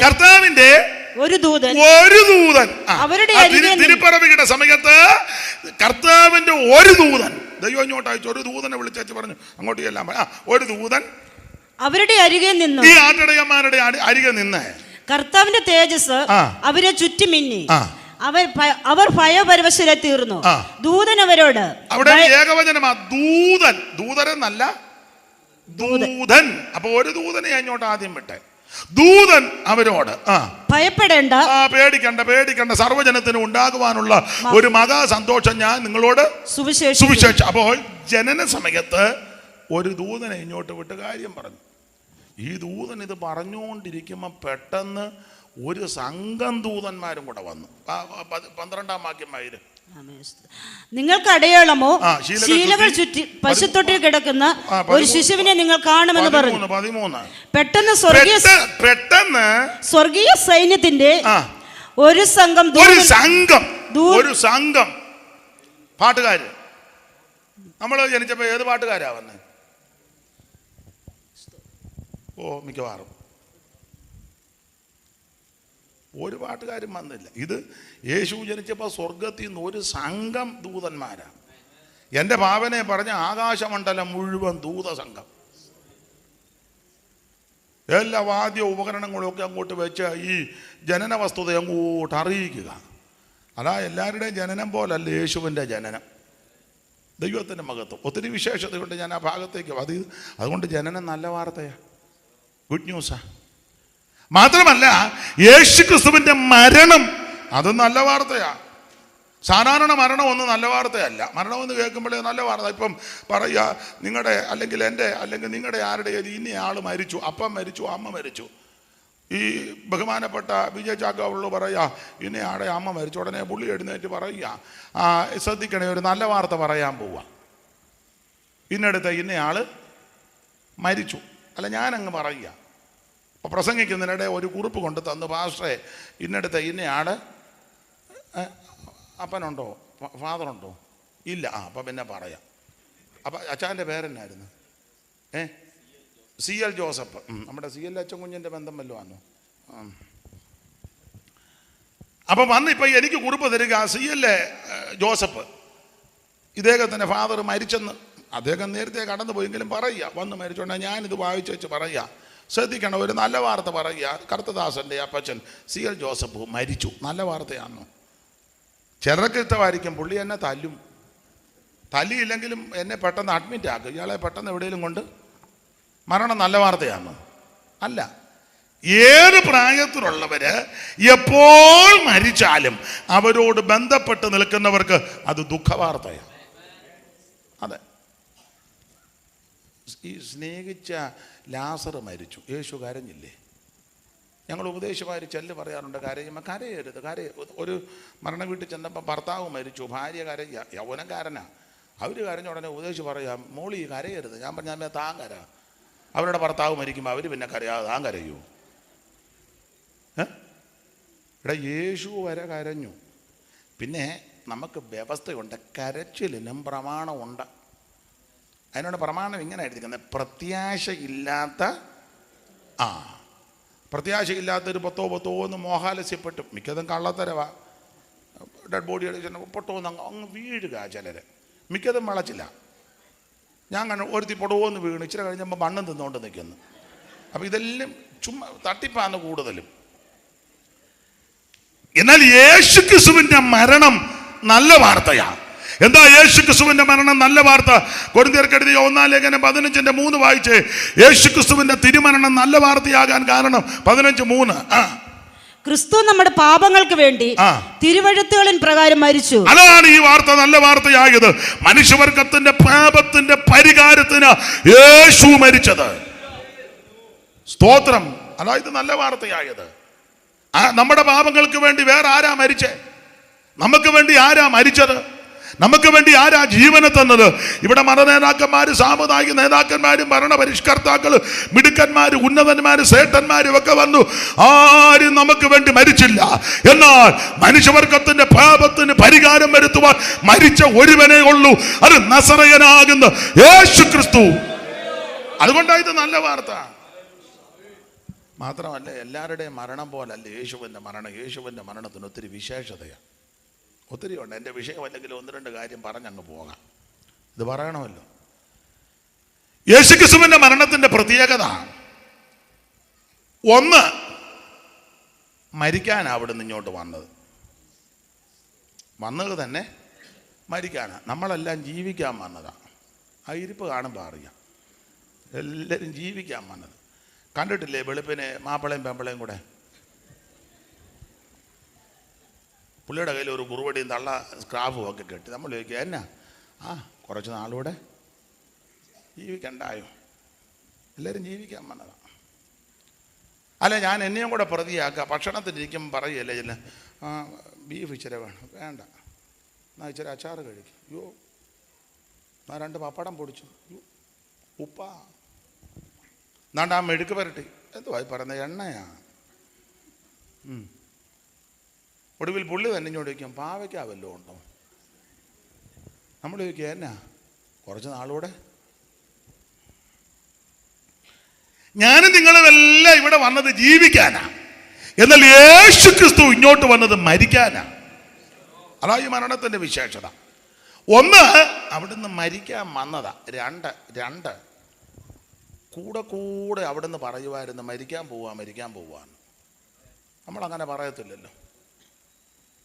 നമ്മളും പറയത്തില്ല. നമ്മളെപ്പറ്റി ആരും അങ്ങനെ പറയുന്നതും വലിയ തൃപ്തിയല്ല. അച്ഛൻ ഇന്ന് രാത്രി മരിക്കുമെന്ന് പറയുന്ന തൃപ്തിയാണോ? അപ്പോൾ ചോദിക്കും, ഭാഷക്ക് വേറെ ഒന്നും പറയാൻ. എന്നാൽ യേശു ക്രിസ്തു കൂടെ പറയുമായിരുന്നു, മനുഷ്യപുത്രൻ മരിക്കാൻ പോവുക. അതെ, നിങ്ങളാണ്ട് മത്തായി സുവിശേഷം 16-ാം അധ്യായത്തിന്റെ 21 വായിച്ചേ മിനിമാമേ. അന്ന് മുതൽ യേശു താൻ യെരൂശലേമിൽ ചെന്നിട്ട് മൂപ്പന്മാർ, മഹാപുരോഹിതന്മാർ, ശാസ്ത്രിമാർ എന്നിവരാൽ പലതും സഹിച്ച് കൊല്ലപ്പെടുകയും 3-ാം നാൾ ഉയർത്തെഴുന്നേൽക്കും വേണ്ടത് എന്ന് ശിഷ്യന്മാരോട് പ്രസ്താവിച്ചു തുടങ്ങിയെന്ന ഒന്ന് പ്രസ്താവിച്ചെന്നല്ല. ഞാൻ മരിക്കും കേട്ടോ, പിന്നെ മിണ്ടിയിട്ടില്ല ആ വിഷയം. അങ്ങനല്ല, പ്രസ്താവിച്ച് തുടങ്ങി. അന്ന് മുതൽ തുടങ്ങി. 17-ാം അധ്യായത്തിലും ഉണ്ട്, മർക്കോസ് 8-ലും കിടപ്പുണ്ട്. എല്ലാം എടുത്ത് വായിപ്പിക്കുന്നില്ല, നേരമില്ല. അപ്പൊ അന്ന് മുതൽ യേശു മരിക്കുമെന്ന് പറഞ്ഞു തുടങ്ങി. നമ്മൾ അബദ്ധത്തിൽ എങ്ങാണ്ടൊന്ന് പറഞ്ഞതാ, ഞാൻ മരിക്കും. പിന്നെ രാത്രി പോയി, കർത്താവേ അബദ്ധം പറഞ്ഞാൽ ഇപ്പോഴൊന്നും എടുക്കരുത്, വീട് പണി തീർന്നിട്ടില്ല, കൊച്ചിനെ കെട്ടിച്ചിട്ടില്ല, മാത്രമല്ല വിസ അടിക്കാമെന്ന് അവർ പറഞ്ഞിട്ടുണ്ട്. അതിനിടയിൽ ഇനി നമുക്ക് എന്തെല്ലാം പ്രാരാബ്ദങ്ങളാ. എന്നാൽ യേശു ക്രിസ്തു അന്ന് മുതൽ പ്രസ്താവിച്ചു തുടങ്ങി, മരിക്കും. അപ്പോൾ മരണത്തിൻ്റെ വിഷയം ഒന്ന്, മരിക്കാനാണ് ഇങ്ങോട്ട് വന്നത്. ഇനി തന്നെയല്ല, അതിനകത്തും എന്തോ പിന്നെ ആഴമാ. യേശു ക്രിസ്തു വന്നു, അങ്ങനെ എഴുതിയേക്കുന്നത്. കർത്താവിനെ പറ്റി പറഞ്ഞെടുത്തെല്ലാം മനുഷ്യപുത്രൻ വന്നതെന്ന് പറയുമ്പം നേരത്തെ ഉണ്ടായിരുന്നു, അവിടെ ഇങ്ങോട്ട് വന്നതാണെന്ന അർത്ഥം. ഇപ്പോൾ ഷാജി പാസ് എപ്പോഴാ വന്നെന്ന് ചോദിച്ചാൽ അത് ന്യായമായ ചോദ്യമാണ്. കാരണം ഷാജി പാസ് നേരത്തെ ഉണ്ടായിരുന്നു, യോഗത്തിന് ഇങ്ങോട്ട് വന്നു. ഇപ്പം ഞാൻ ചോദിക്കുക, എന്നാ ജനിച്ചത്? ഇപ്പോൾ ഇവിടെ വന്നിരിക്കുമ്പോൾ ചോദിക്കുക, എപ്പോൾ ജനിച്ചു എന്ന് ചോദിച്ചാൽ നിങ്ങൾ എന്നെ അഡ്മിറ്റ് ആക്കണം, പറയണം പുള്ളിക്ക് എന്തോ സാരമായ കുഴപ്പമുണ്ട്. എന്നാൽ യേശു ക്രിസ്തു വന്നു. അപ്പം നേരത്തെ ഉണ്ടായിരുന്നു. എവിടുന്ന് വന്നു? സ്വർഗത്തിൽ നിന്ന് വന്നു. കർത്താവിനെ പറ്റി പറഞ്ഞെടുത്തെല്ലാം മനുഷ്യപുത്രൻ ജനിച്ചെന്നോ എന്നല്ല, വന്നെന്ന. മനുഷ്യപുത്രൻ വന്നു. കർത്താവ് തന്നെ പറഞ്ഞില്ല മനുഷ്യപുത്രൻ വന്നത്. അപ്പം അവിടുന്ന് വന്നതാ. അപ്പം ഈ മരണത്തിൻ്റെ വിശേഷത ഒന്ന്, മരിക്കാൻ ഇങ്ങോട്ട് വന്നു. 2 കൂടെ അവിടുന്ന് പറഞ്ഞു മരിക്കുമെന്ന്. 3 ഈ മരണത്തിൻ്റെ വിശേഷത. എങ്ങനെ മരിക്കുമെന്ന് യേശു പറഞ്ഞു. ജീവിച്ചിരുന്നപ്പോൾ ഉപദ്രവിക്കും, ആക്ഷേപിക്കും, പരിഹസിക്കും. അപ്പം ഈ വിധത്തിലൊക്കെയാണ് മരിക്കാൻ പോകുന്നത്. അത് നമുക്ക് വല്ലതും പറയാൻ പറ്റുമോ ഇന്ന വിധത്തിലാണ് മരിക്കുന്നത്? വണ്ടി ഇടിച്ചാന്നോ, 5-ാം പനി വന്നാന്നോ, എന്തോ കോവിഡാന്നോ, അതോ അറ്റാക്കാണ്, ആർക്കെങ്കിലും പറയാൻ പറ്റുമോ? ഒന്ന് പറഞ്ഞു ഞാൻ ഇന്ന വിധത്തിലാണ് മരിക്കുമെന്ന്. ഇരിപ്പ് കണ്ടാൽ നമുക്ക് തോന്നും ഇന്ന വിധത്തിൽ പോകാനാണ്. അങ്ങനൊന്നും അല്ല പോകുന്നത്. എന്നാൽ യേശുക്രിസ്തു വളരെ ക്ലിയറായിട്ട് പറഞ്ഞു ഇന്ന വിധത്തിലാണ് മരിക്കുന്നത്. ഇങ്ങനെ പറഞ്ഞ ഒരു നേതാവും ഇല്ല. ഒന്ന് മരിക്കാൻ വന്ന ഏത് നേതാവാ? എല്ലാവരും വന്നതെല്ലാം ജീവിക്കാനാ, വെട്ടിപ്പിടിക്കാൻ വന്നതാ. യേശു വന്നത് മരിക്കാനാ. 2 കൂടെ മരിക്കുമെന്ന് ഏത് നേതാവാ പറഞ്ഞേ? ഇന്നലെ പേപ്പറിൽ ആരാണ്ട് പറയാൻ കേട്ടു, ന്യൂസിലൊക്കെ മരിക്കുമെന്ന്, കൊല്ലുമെന്നൊക്കെ. അങ്ങനെ കൊല്ലുമെന്നൊക്കെ പറഞ്ഞാലും പുള്ളിയുടെ ചുറ്റും എല്ലാം ആൾക്കാരാ. ഒരു കുഞ്ഞുങ്ങളെയും കൂടി ഈച്ചയെ പോലും കടത്തി പിന്നെ എങ്ങനെയൊന്ന് കൊല്ലാന്? ഒന്നും നടക്കുന്നില്ല. ആർക്കും ഒന്നും ചെയ്യാനും ഒക്കത്തില്ല. എന്നാൽ യേശുക്രിസ്തു കൂടെ പറഞ്ഞു മരിക്കും. 3 ഇന്ന വിധത്തിൽ മരിക്കുമെന്ന് യേശു പറഞ്ഞു. വാക്യങ്ങളുണ്ട്, എടുപ്പിക്കുന്നില്ല. 4 ഈ മരണത്തിൻ്റെ പിൻപിൽ ആരാണെന്ന് യേശു പറഞ്ഞു. ശാസ്ത്രിമാരും മൂപ്പന്മാരും പുരോഹിതന്മാരും ഇവരാ ഇതിൻ്റെ പിൻപിലത്തെ വക്താക്കൾ. ഇവരാ. നമുക്കറിയാവോ നമ്മളെ കൊല്ലാൻ ആരൊക്കെയാ പദ്ധതി കിട്ടുന്നത്? ഇവിടെ ഇപ്പോൾ എത്ര എണ്ണം ചിലപ്പം കൈ കിട്ടിയാൽ തേച്ച് കഴുകാൻ താല്പര്യമുള്ളവരൊക്കെ കാണും. പക്ഷെ നമുക്കറിയത്തില്ല. നമ്മളെ കാണുമ്പോൾ സ്തോത്രം, നമുക്കൊന്നും പിടി കിട്ടുകയല്ല. വലിയ ടോർപ്പൂട വെച്ചാൽ ചൈവം വന്ന് പ്രതീക്ഷ. എനിക്ക് ഒത്തിരി അനുഭവങ്ങളുണ്ട്. നല്ല ബ്രഹ്മാണ്ടം പാര വെച്ച് പ്രതീക്ഷ. പിന്നെ ചിറിക്ക് അസ്ഥി ഇല്ലാത്തത് കൊണ്ട് ഏത് സമയത്തും വേണേ. ദൈവം ഇതിന് അസ്ഥി വെച്ചിട്ടില്ല. അസ്ഥി വെക്കുകാരനെ വലിയ ബുദ്ധിമുട്ടാണ്. തപ്പി നോക്കാമേ, അസ്ഥി ഒന്നും ഇല്ലമ്മേ. അതായി മരുമകളെ ഇഷ്ടമല്ലേ അവളെ കാണുമേ. അപ്പൊ ശ്രദ്ധിച്ചേ, യേശുക്രിസ്തു മരിക്കും. ആരാണ് നിന്റെ മുമ്പിൽ എന്ന് യേശു തീർത്ത് പറഞ്ഞു. അപ്പോൾ 1 മരിക്കാൻ വന്നു, 2 കൂടെ പറഞ്ഞു, പ്രസ്താവിച്ചു തുടങ്ങി മരിക്കുമെന്ന്. 3 ഇന്ന വിധത്തിൽ മരിക്കുമെന്ന് പറഞ്ഞു. 4 ഈ മരണത്തിൻ്റെ മുമ്പിൽ ആരാണെന്ന് യേശു പറഞ്ഞു. 5 എവിടെ വെച്ച് മരിക്കുമെന്നും പറഞ്ഞു. യെരൂശലേമിൽ. ആർക്കെങ്കിലും പറയാവോ ഞാൻ ഇന്നടത്ത് വെച്ചാ മരിക്കുന്നെന്ന്? ഒരുത്തർ ചില ആൾക്കാർ പറയും ഞാൻ എൻ്റെ കട്ടിലേ കിടന്നേ. മിക്കവാറും മെഡിക്കൽ കോളേജിൻ്റെ 5-ാം നില ആമ്പലിൻ്റെ പള്ളി പോലല്ല, വെള്ളം പോലും ഒരക്കാൽ തീർന്നു. ഇങ്ങനെ എത്ര എണ്ണം പോയി. എന്നോട് ഞങ്ങളുടെ ഒരു കൊച്ചമ്മ പറഞ്ഞാൽ ഞാൻ ഈ കട്ടിലേ കിടന്നേ മരിക്കുള്ളത്. ആളാ മെഡിക്കൽ കോളേജിൽ കിടന്ന് ഞാനാ എന്ന് കണ്ണു തിരുമ്മി അടച്ചത്. ഇവിടെ ഇരിക്കുന്ന ആർക്കും പറയാനൊക്കത്തില്ല ഞാൻ ഇന്നടുത്ത് വെച്ചാ മരിക്കും. പക്ഷെ യേശു പറഞ്ഞു യെരൂശലേമിൽ വെച്ചാ ഇത് നടക്കാൻ പോകുന്നേ. ഉണ്ടോ? 5 കാര്യം ഇപ്പൊ പറഞ്ഞു മരണത്തെ പറ്റി. 6 ഒത്തിരി ഉണ്ട് പറയാൻ. 6 കർത്താവ് ഈ മരിക്കുമെന്ന് പറഞ്ഞിടത്തെല്ലാം അവിടെ ഫുൾ സ്റ്റോപ്പ് ഇടാതെ ചേർത്തൊരു കാര്യം പറഞ്ഞു, ഉയർക്കുകയും ചെയ്യും. നിങ്ങൾ വേദപുസ്തകം മൊത്തം പഠിച്ചേ. മരിക്കുമെന്ന് പറഞ്ഞിടത്തെല്ലാം മരിക്കും പറഞ്ഞ് ഫുൾ സ്റ്റോപ്പ് ഇട്ടിട്ടില്ല. മരിക്കും, ആമേൻ, 3-ാം ദിവസം ഉയർക്കും. ഇങ്ങനെ പറഞ്ഞ ഏത് നേതാവുണ്ട്? മാത്രമല്ല ഒന്നുകൂടെ ഉണ്ട്, എപ്പോഴാലും ഉയർക്കുമെന്നല്ല പറഞ്ഞേ, 3-ാം ദിവസം. അതാ യേശുവിൻ്റെ മരണത്തിൻ്റെ വിശേഷത. ഇതുപോലെ മരിച്ച ഒരു നേതാവും, ഏത് നേതാവാ ഇങ്ങനെല്ലാം പറഞ്ഞു വെച്ചു? ഒന്നും പറയാതല്ലേ പോയത്. നമ്മൾ ചോദിക്കല്ലേ എങ്ങനെയാ പുള്ളിക്ക് ഒത്തിരി പറയണമെന്നുണ്ടായിരുന്നു. ഇങ്ങനെ അവസാനം നാക്കങ്ങ് കുഴഞ്ഞു, കണ്ണുമെല്ലാം മറഞ്ഞു. അപ്പോൾ ഒരു തള്ള എന്നോട് പറഞ്ഞു കണ്ണിൽ കൂടാ പോയെന്ന്. പിന്നെ എന്തിനാടാ മൂക്കിന് 2 തോളാ? ഇത് പോകേണ്ട തലത്തൂടെ ഒക്കെ പോകണ്ടായോ? തളയോ എൻ്റെ മാഷേ കണ്ണിൽ കൂടാ. ഞാൻ നോക്കി നിൽക്കില്ലയോ കണ്ണിൽ കൂടെ. പിന്നെ അളാ യേശുക്രിസ്തു എല്ലാ കാര്യവും പറഞ്ഞേച്ചാ മരിച്ചത്. മരിക്കുന്നതിന് മുന്നേ തൻ്റെ അടിമ ശിഷ്യന്മാരെ വിളിച്ചേച്ച് പറഞ്ഞു നിങ്ങളുടെ ഹൃദയം കലങ്ങരുത്, ദൈവത്തിൽ വിശ്വസിപ്പീൻ, എന്നിലും ഇതിൽ എത്ര ക്ലിയറായിട്ട് പറഞ്ഞ ആരുണ്ട്? അതാ യേശുവിൻ്റെ മരണത്തിൻ്റെ വിശേഷത. അപ്പോൾ സുവിശേഷം ഓടിച്ച് പറയാം. എന്താ സുവിശേഷം? യേശു ക്രിസ്തു. എന്തിനാ സുവിശേഷം? സകല മനുഷ്യനും രക്ഷപ്പെടാൻ. എല്ലാവരും തീത്തോസ് 2:11 അറിവുള്ള വാക്യമെങ്കിലും അങ്ങ് വായിച്ചോ, പെട്ടെന്ന് വായിച്ചോ. തീത്തോസ് 2:11. സകല മനുഷ്യർക്കും രക്ഷാകരമായ ദൈവകൃപ ഉദിച്ചുവല്ലോ. നാം സകല മനുഷ്യർക്കും രക്ഷാകരമായ ദൈവകൃപ ഉദിച്ചുവല്ലോ. അപ്പോൾ ശ്രദ്ധിക്കുക, എന്താണ് സുവിശേഷം? യേശു ക്രിസ്തു. എന്തിനാ സുവിശേഷം? സകല മനുഷ്യനും രക്ഷപ്പെടാൻ. ഇവിടെ കൂടപ്പെട്ടവരും എന്നെ കേൾക്കുന്നവരും സമീപവാസികളും സ്ഥലവാസികളും ശബ്ദപരിധിയിൽ കേൾക്കുന്ന ശ്രദ്ധിക്കുന്ന സകല മനുഷ്യനും രക്ഷപ്പെടാൻ. മറ്റൊരുത്തനും രക്ഷയില്ല. യേശു ക്രിസ്തു മാത്രം രക്ഷകൻ. അതിനാ സുവിശേഷം. സകല മനുഷ്യനും. എല്ലാം വിവരിക്കുന്നില്ല, അങ്ങ് വാക്യം പറഞ്ഞു പോവുക. അപ്പൊ എന്താണ് സുവിശേഷം? യേശു ക്രിസ്തു. എന്തിനാണ് സുവിശേഷം? സകല മനുഷ്യനും രക്ഷപ്പെടാൻ.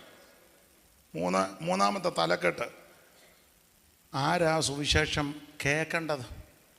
മർക്കോസ് 16:15, മർക്കോസ് 13:10. പെട്ടെന്ന് വായിച്ചോ. 16, 15, 13, 10. അറിവുള്ള വാക്യമാണ്, എങ്കിലും വായിച്ചു. എന്തിനായി വായിപ്പിക്കുന്നതെന്ന് ചോദിച്ചാൽ, ഞാൻ ഈ പറയുന്നതൊക്കെ ഇതിനകത്തുള്ള കാര്യമാണെന്ന് അറിയാനായി വായിപ്പിക്കുന്നത്. അല്ലെ ചെല്ല് പറയുന്നത് എന്നെപ്പറ്റി പറഞ്ഞ് അയാൾ ബോധമൊന്നും ഉള്ളവനല്ല, വായി വരുന്നതെല്ലാം പറഞ്ഞു വെച്ച് ഒരാൾ പറഞ്ഞു അയാൾക്ക് വിവരവും ബോധവും. അത് ഇച്ചിരി ശരിയാ. രണ്ടാമത് പറഞ്ഞതിനോട് അത്ര തൃപ്തിയില്ല. അയാൾ വായി വരുന്നതല്ല. അപ്പം വായി വരുന്ന എന്തൊക്കെയാണ് ഈ വായിപ്പിക്കുന്നത്? വായിൽ 16, 15, 13. പിന്നെ അവൻ അവരോട്, നിങ്ങൾ ഭൂലോകത്തിലൊക്കെയും പോയി സകല സൃഷ്ടിയോടും സുവിശേഷം. അപ്പൊ സകല സൃഷ്ടികളും സുവിശേഷം കേൾക്കണം. 13:10 വായിക്കേ. 13:10 മർക്കോസ് തന്നെ. എന്നാൽ സുവിശേഷം മുമ്പേ സകല ജാതികളോടും പ്രസംഗിക്കേണ്ടതാണ്. സകല ജാതികളോടും ഇത് പറയണം. അപ്പോൾ ഈ സുവിശേഷം ആര് കേൾക്കണം? സകല സൃഷ്ടികളും കേൾക്കണം. സകല ജാതികളും, എല്ലാ ജാതിയും കേൾക്കണം. എല്ലാവരും കേൾക്കണം. അതിന് എല്ലാവരും കേൾക്കാൻ കൊള്ളാവുന്ന കാര്യമാണ്. ചിലയിടത്തൊക്കെ ചിലത് പറയുന്നത് എല്ലാവരും ഒന്നും കേൾക്കാൻ കൊള്ളുക, അവർ മാത്രം ഇരുന്ന് കേൾക്കുക. എന്നിട്ട് അവർ പറയാം വെളി വിടരുതെന്ന്. ഇത് വെളി, നമ്മൾ പറയുന്നത് വെളി വിടണമെന്നാണ്. അതിനാ ഇത് വെളി വിടാൻ കൊള്ളാവുന്നതാണ് ഇവിടെ പറയുന്നത്. അവിടെ എല്ലാം ഒന്നും വെളി വിടരുത്. അതിന് ഇത് വെളി വിട്ടാൽ വലിയ ഭൂകമ്പം. പിന്നെ ചിലതൊക്കെ ലീക്കായി വരുന്നുമുണ്ട്.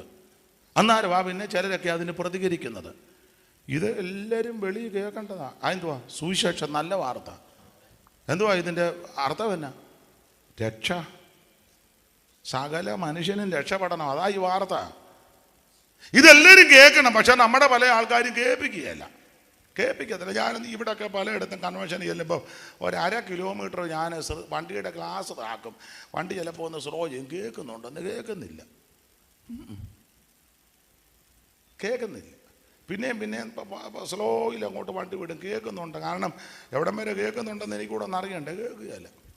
ചിലയിടത്ത് എന്നാൽ ആ ഗ്രൗണ്ടിൽ കയറിയാൽ പോലും കേൾക്കുന്നുമില്ല. കേട്ടാലോട്ട് തിരിയത്ത്.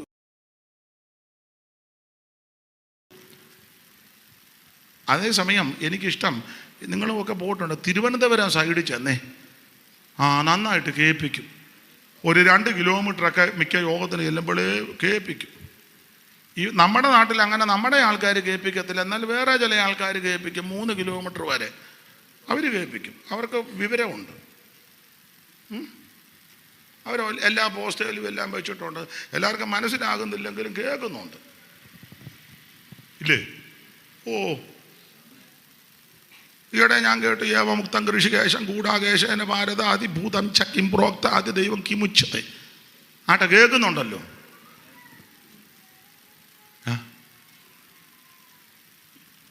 നമ്മുടെ ആൾക്കാർ എന്ത് ചെയ്താ കേൾപ്പി? അല്ല, അതിന് മറുവശമുണ്ട്. നമ്മുടെ ആൾക്കാർ ചിലയിടത്ത് സാങ്ഷൻ ചെന്നാൽ ഉടനെ അവർ വന്ന് 9-ന് നിർത്തിക്കോണം. മറ്റേത് 11:30 ആയാലും. ഇപ്പം എനിക്ക് തോന്നുന്നു ഗവൺമെൻറ് കോടതി എന്തോ വിധി വന്നെന്ന് കേൾക്കുന്നു. ഇല്ലയോ? എന്നാലും ചിലർക്കൊക്കെ ഉള്ളത്. അല്ല, എന്തിനാ മറ്റുള്ള നമ്മുടെ ആൾക്കാർ 9 ആകുമ്പോഴേ ബൈബിളിൻ്റെ സിപ്പിട്ട് കാണിക്കും. 3 പ്രാവശ്യം ഇരിക്കുന്ന ഞാൻ കണ്ടിട്ടുണ്ട്. 9 ആകുമ്പോൾ ബൈബിളിൻ്റെ സിപ്പിട്ട് കാണിച്ചു വെച്ചു. ഇന്നാണ് ഒരാളത് ഇങ്ങനെ വരുന്ന കണ്ട് പോകാനാ. ഞാൻ പറഞ്ഞു ഇരിയടാന്ന് പറഞ്ഞു. എവിടെ കൊണ്ട് പോകാമെന്ന് ചോദിച്ചു. അവനങ്ങ് കുടുന്നു പൊങ്ങുക. അവൻ്റെ കാലം കണ്ട് വേനക്കുരു ഇരിക്കുന്നത് പോലെ അവൻ അറ്റത്ത് വന്നിങ്ങനെ പമ്മിയിരിക്കുന്നു. അങ്ങനെ ഉള്ളവന്മാർ വരാതിരിക്കുന്നതാ.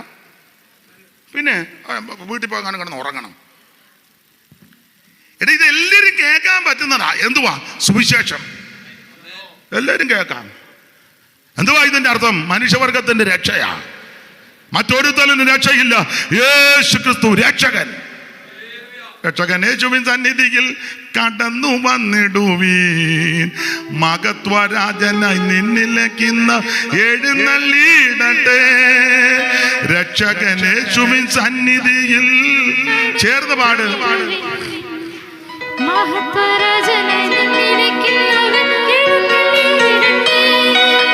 വാഗ്ദത്തം പോലവൻ ഇന്നിവിടെ.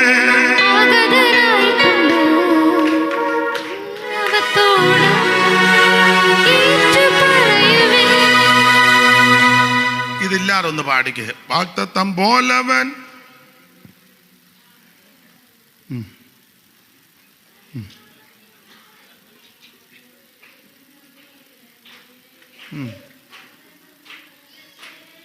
മിക്കവാറും തുറക്കും ഇങ്ങനെ അന്ന്. മതി മിക്കവാറും തുറക്കും.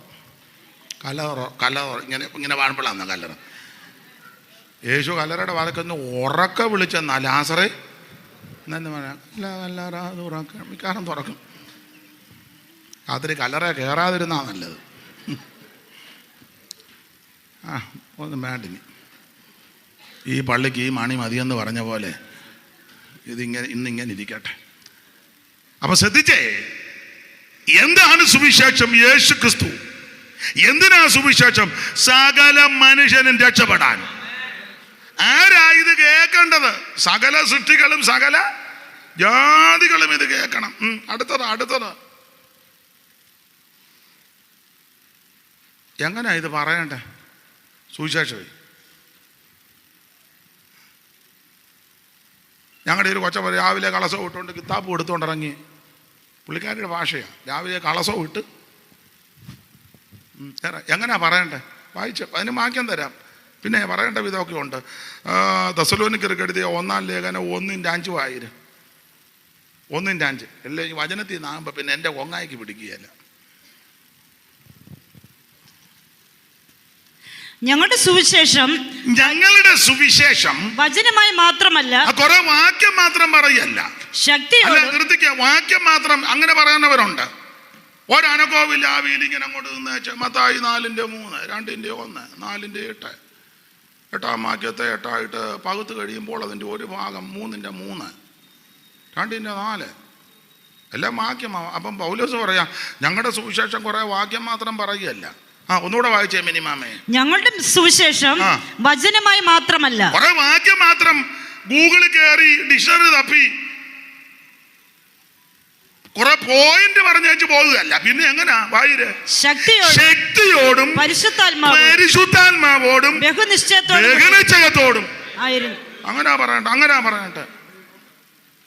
ഒരു ശക്തിയില്ല. അവനെ കാണുമ്പോഴേ മനസ്സിലാകും, ഓ ഇവനാണോ ഇന്ന് കപ്പം കടയില്ലാത്തൊരുത്തൻ.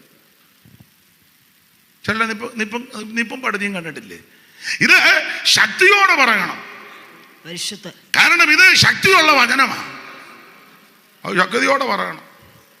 ഞങ്ങളുടെ സുവിശേഷം വചനമായിട്ട് മാത്രമല്ല, ശക്തിയോടും പരിശുദ്ധാത്മാവോടും ബഹുനിശ്ചയത്തോടും കൂടെ. ഇതൊക്കെ അഭിഷേകമൊക്കെ പ്രാപിച്ചു പറഞ്ഞ അതിനൊരു എഫക്റ്റ് ഉണ്ട്. പിന്നെ ഇത് അഭിഷേകവും പ്രാപിച്ചില്ല, അഗതി പെട്ടിട്ടുമില്ല, ഉമ്മ അങ്ങ് മെനക്കേടായിട്ട് നമ്മളെങ്ങാനും ചോദിച്ച ഉടനെ പറയുന്നത് അത് രക്ഷിക്കപ്പെട്ടപ്പോളേ പിന്നെ കിട്ടിയതാ. നമ്മൾ ചോദിക്കുക അപ്പച്ചനെവിടെ? അപ്പച്ചനെ അറയ്ക്കകത്തിരിപ്പുണ്ട്. എവിടെ? അവിടെ ഇരിപ്പുണ്ട്. അന്നേ ഇരുത്തിയതാ. വല്ല ഗുണമുണ്ടോ അവിടെ കയറ്റി ഇരുത്തിയ? അങ്ങനെ ഇപ്പൊ പറയുന്നത് ഉണ്ടെന്ന്, അകത്തുണ്ടെന്ന്. അകത്ത് അങ്ങനെ ഇരുന്നാൽ പോരാ, ഒന്ന് കവിയണ്ടേ? കവിയണമെന്ന്. 45-ാം സങ്കീർത്തനം എൻ്റെ കൃത്യം ശുഭവചനത്താൽ കവിയുന്നത് എപ്പോഴാണ്? നിറയുമ്പോഴാണ് കവിയുന്നത്. ഒന്നും ഞാൻ പറയുന്നില്ല, വെറുതെ എന്തിനാ ആലോക്യം ഉണ്ടാക്കുന്നത്. ഞങ്ങളുടെ സുവിശേഷം കുറെ വാക്യം മാത്രം പറയല്ല, ശക്തിയോടും പരിശുദ്ധാത്മാവോടും ബഹുനിശ്ചയത്തോടും കൂടെ. ഇങ്ങനെ പറയണ്ട. ശക്തി ഉണ്ടായിരിക്കണം, പരിശുദ്ധാത്മ നിറവുണ്ടായിരിക്കണം, നിശ്ചയം ഉണ്ടായിരിക്കണ്ടേ. ചിലർക്ക് ഒരു നിശ്ചയവുമില്ല. ഇത് പഠിക്കരുത്. ഓർമ്മ കിട്ടാത്തവർ എഴുതി വെക്കുന്നത് നല്ലതാണ്. ഓർമ്മയുള്ളവർക്ക് പിന്നെ ഓർത്ത് പറയാം. അല്ലാത്തവരൊന്ന് നോട്ട് ചെയ്യണം, നിശ്ചയം ഉണ്ടായിരിക്കണം. ചിലർ ഇവിടെ വന്നു കഴിഞ്ഞാൽ തപ്പുന്നത്. ചിലരെ സഭായത്തിനൊക്കെ നിങ്ങൾ കണ്ടിട്ടില്ലേ? പണ്ടങ്ങനെ നിശ്ചയമില്ലാത്തൊരു പുള്ളി പറഞ്ഞു, നമുക്ക് എല്ലാവർക്കും എഴുന്നേറ്റ് നിന്ന് 152 സങ്കീർത്തനം വായിക്കുക, എല്ലാവരും പയ്യെ തുറക്കുക. അന്നേരം തലയ്ക്ക് അസുഖമുള്ളൊരുത്തം പറഞ്ഞു, ഭാഷ 150 എണ്ണമല്ലേ ഉള്ളു. അതാ നേരാണ്. അപ്പം കിറുക്കനെ വരെ അറിയാം 150 ഉള്ളു. അങ്ങേർക്ക് അറിയത്തില്ല. അങ്ങേര് പറയാം 152 വായിക്കാൻ. നിശ്ചയമൊന്നുമില്ല. സ്തോത്രം. അപ്പം ഞങ്ങളുടെ സുവിശേഷം വചനമായി മാത്രമല്ല, ശക്തിയോടും പരിശുദ്ധാത്മാവോടും അങ്ങനെ ബഹുനിശ്ചയം.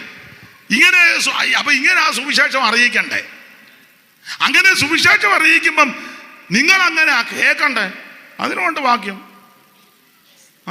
എങ്ങനെ കേൾക്കണം? 6-ാം വാക്യം. ബഹുകഷ്ടം സഹിക്കേണ്ടി വന്നിട്ടും നിങ്ങൾ പരിശുദ്ധാത്മാവിന്റെ സന്തോഷത്തോടെ വചനം കൈക്കൊണ്ടു. അങ്ങനെ അല്ലാതെ കൊപ്ര കച്ചവടത്തിൽ നഷ്ടം വന്നതുപോലല്ല. ചിലരുടെ ഇരിപ്പൊക്കെ കണ്ടിട്ടില്ലേ? ഇരിക്കുക, അവനും കേൾക്കുകയായിരുന്നു. വേറൊരുത്തനിരിക്കുക, ഒരുത്തനാന്ന് തുമ്പിയെ പിടിക്കാനിരിക്കുമ്പോൾ ഓണത്ത് കളിക്കും. ഈ വയ്യാവലി എന്നാ വരാതിരിക്കണ്ടേ? ഇങ്ങനത്തെ വയ്യാവേലികളെ മിണ്ടുന്നില്ല. മിണ്ടാതിരിക്കുന്നതാ നല്ലത്. ബഹുകഷ്ടം സഹിക്കേണ്ടി വന്നിട്ടും ഞങ്ങൾ പരിശുദ്ധാത്മാവിന്റെ സന്തോഷത്തോടെ വചനം കൈക്കൊണ്ടു. എന്നെ കേൾക്കുന്ന പ്രിയരെ, ഇവിടെ ഇരിക്കുന്ന പലർക്കും പലവിധ പ്രശ്നങ്ങളും വിഷയങ്ങളും ഉള്ളവരാ. അതൊക്കെ അവിടെ മാറ്റിവെച്ച് ദൈവത്തിന്റെ വചനം പറയുമ്പോൾ പരിശുദ്ധാത്മാവിന്റെ സന്തോഷത്തോടെ ദൈവത്തിന്റെ വചനം കൈക്കൊള്ളണം. അങ്ങനെ വചനം ഒന്ന് കൈക്കൊണ്ട് നീ അറിയാത്ത വിടുതലുകൾ നടക്കും. ഇവിടെ കടഭാരമുള്ളവരുണ്ട്, വീടില്ലാത്തവരുണ്ട്, വാടകയ്ക്ക് താമസിക്കുന്നവരുണ്ട്, വാടക കൊടുക്കാനില്ലാത്തവരുണ്ട്, കുഞ്ഞുങ്ങളെ പഠിപ്പിക്കാൻ ബുദ്ധിമുട്ടുന്നവരുണ്ട്, പ്രാരാബ്ധമുള്ളവരൊക്കെ ഇതിനകത്ത് രോഗപീഠകളുള്ളവരുണ്ട്, വളരെ പ്രതികൂലങ്ങളിൽ കൂടി പോകുന്നവരൊക്കെ ഇവിടെ വന്നിരിക്കുന്നതെല്ലാം ഇങ്ങനെയാണ്. നിങ്ങൾക്ക് പ്രശ്നമൊന്നുമില്ലേ? ഇല്ലേ? ഇല്ലേ? എനിക്കറിയാം, ആ ഇരിപ്പ് കാണുമ്പോൾ അറിയാം ഉണ്ടെന്ന്. എന്നാലും ആ സഹോദരി സന്തോഷിച്ചായിരിക്കുന്നേ. പാസ്റ്റർമാർക്ക് നിങ്ങൾക്ക് പ്രശ്നമൊന്നുമില്ലേ? എന്തെല്ലാം പ്രശ്നങ്ങളൊന്നും പറയണ്ട. ഇങ്ങോട്ട് ബൈക്കിൽ തന്നെ വന്നിട്ട് 4 പ്രാവശ്യം ചരിച്ചിട്ട് അടിച്ച ചാട്ടായത് പെട്രോള്. എന്നാലും ആ വന്ന് ഇരിപ്പ് കണ്ടു കഴിഞ്ഞാൽ ഫുൾ ടാങ്കിലുള്ളത് പോലെ ആയിരിക്കുന്നേ. അതാ ഇതിൻ്റെ പ്രത്യേകത. ദൈവത്തിന് മഹത്വം. എനിക്ക് നിങ്ങൾക്കുമൊക്കെ പലവിധ പ്രശ്നമുണ്ട്. പക്ഷേ വന്നിരുന്ന് കഴിഞ്ഞാലുണ്ടല്ലോ, പരിശുദ്ധാത്മാവിന്റെ സന്തോഷത്തോടെ ദൈവത്തിന്റെ വചനം കൈക്കൊള്ളണം. ഈ വചനം തേനിലും തേൻകട്ടയിലും മധുരമുള്ള വചനമാ. അല്പബുദ്ധിയെ ജ്ഞാനിയാക്കുന്ന വചനമാ. ഉലയിലുരുക്കി ശുദ്ധ ചെയ്ത വചനമാ. ഇത് അതിവേഗത്തിൽ ഓടുന്ന വചനമാ. ഇത് പാറകത്തക്കുന്ന ചുറ്റികയാ. ഇത് ഇരുവായ്ത്തിലുള്ള വാളിനേക്കാൾ മൂർച്ചയേറിയ വചനമാ. വചനം തീ പോലെയുള്ളതാ. മാത്രമാണോ, ഇത് വേഗത്തിൽ ചെന്ന് ക്രിയ ചെയ്യുന്ന വചനമാ. എന്റെ വായിൽ നിന്ന് പുറപ്പെടുന്ന എന്റെ വചനം വെറുതെ എന്റെ അടുക്ക വരത്തില്ല. ഞാൻ അയച്ച കാര്യം സാധിപ്പിക്കും, ഇഷ്ടമുള്ളതൊക്കെ നിവർത്തിക്കും. ദൈവത്തിന്റെ വചനം തന്നെ ശുദ്ധീകരിക്കുന്ന വചനമാ. 107-ാം സങ്കീർത്തനം വചനമയച്ച് അവനവരെ സൗഖ്യമാക്കി, അവരുടെ കുടിയിൽ നിന്ന് അവനവരെ കയറ്റി. ഈ വചനം ഇളംപുല്ലി പെയ്യുന്ന മഞ്ഞ് പോലെയും മേരി പോലെയും ദൈവത്തിന്റെ വചനം ആവർത്തനത്തിലുണ്ട്. അത് തൃക്കാൽക്കലിരുന്ന് അത് പ്രാപിച്ചെന്ന യേശു കർത്താവ് ഒരിക്കൽ പറഞ്ഞു, ഇപ്പോൾ സംസാരിച്ച വചനം നിമിത്തം നിങ്ങൾ ശുദ്ധിയുള്ളവരാ. യഹൂദന്മാരുടെ യേശു പറഞ്ഞു, ദൈവ സന്തതിയായവൻ ദൈവത്തിന്റെ വചനം കേൾക്കും. സ്തോത്രം. ഇതിനെല്ലാം പ്രമാണമുണ്ട് കേട്ടോ. ഓടിച്ച് മുമ്പോട്ട് പോവുക. എന്താണ് സുവിശേഷം? യേശു ക്രിസ്തു. എന്തിനാ സുവിശേഷം? സകല മനുഷ്യനും രക്ഷപ്പെടാൻ. ആരാ കേൾക്കണ്ട? സകല ജാതിയും സകല സൃഷ്ടി. എങ്ങനെ പറയണം? ശക്തിയോടും പരിശുദ്ധാത്മാവോടും ബഹുനിശ്ചയത്തോടും. എങ്ങനെ കേൾക്കണം? ബഹു കഷ്ടം സഹിക്കേണ്ടി വന്നിട്ടും പരിശുദ്ധാത്മാവിൻ്റെ സന്തോഷത്തോടെ. അങ്ങനെ കേൾക്കണ്ട. ആട്ടെ, ഇങ്ങനെയും കേൾക്കുന്നല്ലോ, വലിയ കാര്യം. ദൈവത്തിന് മഹത്വം. മാത്രമാണോ, ഇങ്ങനെയുള്ള ഈ സുവിശേഷത്തിന് ഒത്തിരി വിശേഷതകളുണ്ട്. ഒത്തിരി ഉണ്ട് വിശേഷത. അതും കമ്പിവാചകം പോലെ പറഞ്ഞേച്ച് ഈ ഭാഗത്ത് വന്ന് നിർത്തും. സമയം എന്തുവായി? അങ്ങനെയൊക്കെ നിന്നാൽ ഞാനങ്ങ് നിൽക്കും. 9 എപ്പം നിർത്തണം ലിസിമാമ? അല്ല 9:10. എപ്പം നിർത്തും? 9:30 9:30 മതി. നേരത്തെ നിർത്തണം.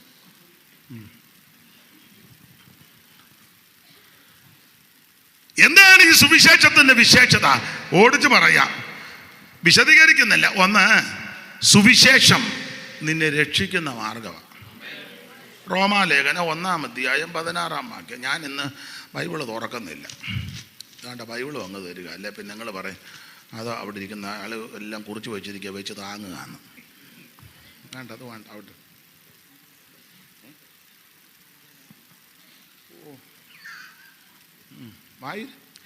സുവിശേഷത്തെ കുറിച്ച് എനിക്ക് ലജ്ജയില്ല. വിശ്വസിക്കുന്ന ഏവനും, ആദ്യം യഹൂദനും പിന്നെ യവനനും, അത് രക്ഷയ്ക്കായി ദൈവശക്തിയാകുന്നു. അത് രക്ഷയ്ക്കായി ദൈവശക്തിയാ. ഇന്ന് രാത്രി എന്നെ കേൾക്കുന്ന പ്രിയരെ, ഒന്ന്, സുവിശേഷം നിന്നെ രക്ഷിക്കും. മറ്റൊരുത്തനും രക്ഷയില്ല. യേശു ക്രിസ്തു മാത്രം രക്ഷകൻ. 5 പൈസ കൊടുക്കണ്ട, അര കാശ് കൊടുക്കണ്ട, ഒരു ഭൗതിക വസ്തു കൊടുക്കണ്ട. നിൽക്കുന്ന കിടത്ത്, കേൾക്കുന്ന കിടത്ത്, ഇരിക്കുന്ന കിടത്ത് ഒറ്റ വാക്ക് പറഞ്ഞാൽ മതി, യേശുവേ എന്നെ രക്ഷിക്കണം. യേശു ഒരു മതത്തിന്റെ, സഭയുടെ, സംഘടനയുടെ, ഒരു ഗ്രൂപ്പിന്റെ വക്താവല്ല. അവിടുന്ന് മുഴു ലോകത്തിന്റെ ദൈവമാണ്. ആ യേശു ക്രിസ്തു നിന്നെ രക്ഷിക്കും.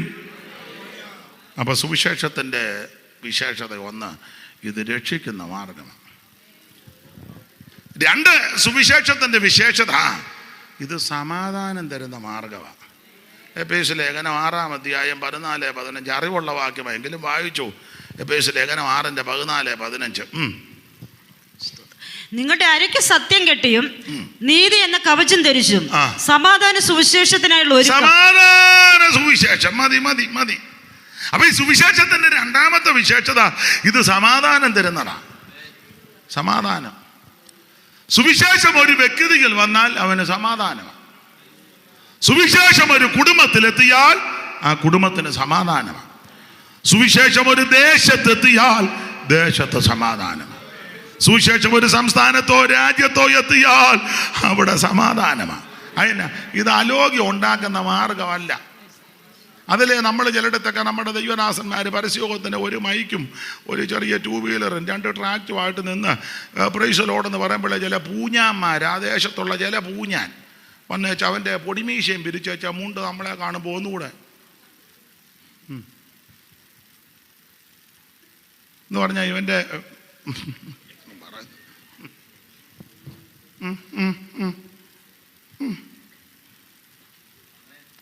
ഉടനെ നമ്മുടെ ആൾക്കാർ മിക്കവരും 99% ആൾക്കാർ ഉടനെ തന്നെ മൈക്ക് ഓഫാക്കി ലഘുലേഖ എടുത്ത് 2 വീലറെ വെച്ച് ഉടനെ അവിടെ നിന്ന് പോകുമ്പോൾ സ്തോത്രമെല്ലാം പറഞ്ഞാൽ പോകുന്നത്. അയന ഇത് സമാധാനത്തിൻ്റെ മാർഗമാണ്.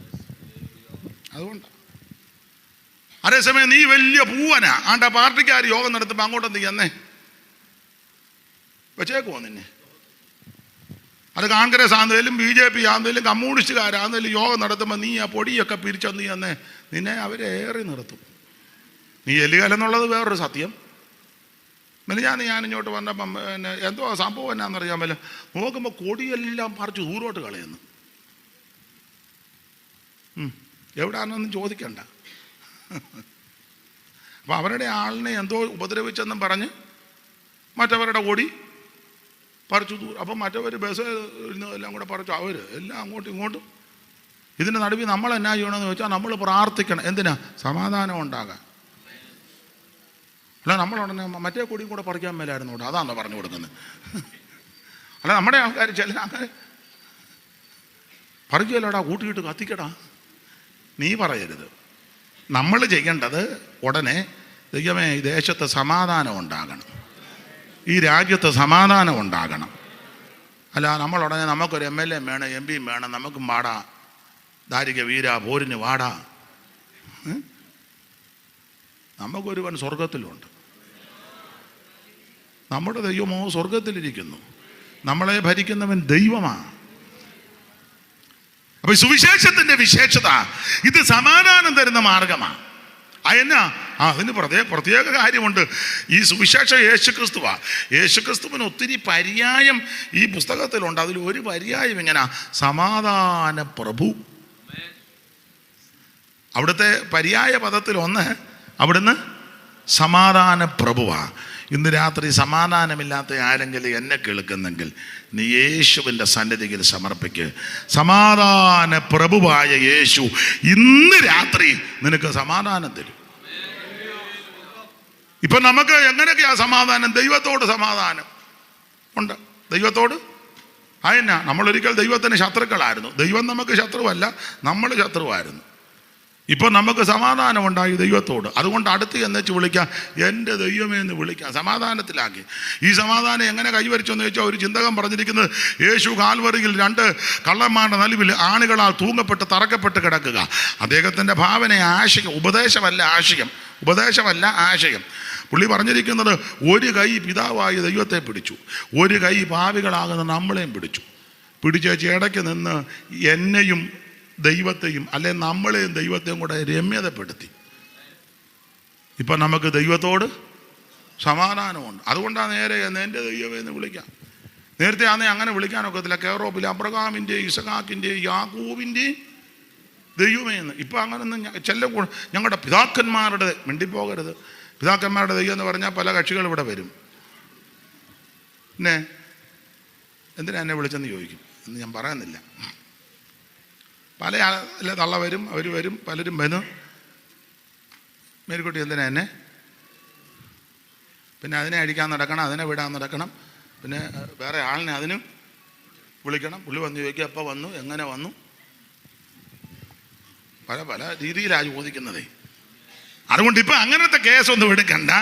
അങ്ങോട്ട് എന്ന് വെച്ച് നിനക്ക് ഇപ്പം ഇങ്ങനെ പറയാ, എൻ്റെ ദൈവമേ. അതെന്നാ, യേശു ക്രിസ്തു കാൽവരിയിൽ മരിച്ചപ്പോൾ തിരുമരണത്താൽ ശത്രുക്കളാകുന്ന എന്നെയും നിങ്ങളെയും ദൈവത്തോട് നിരപ്പിച്ചു.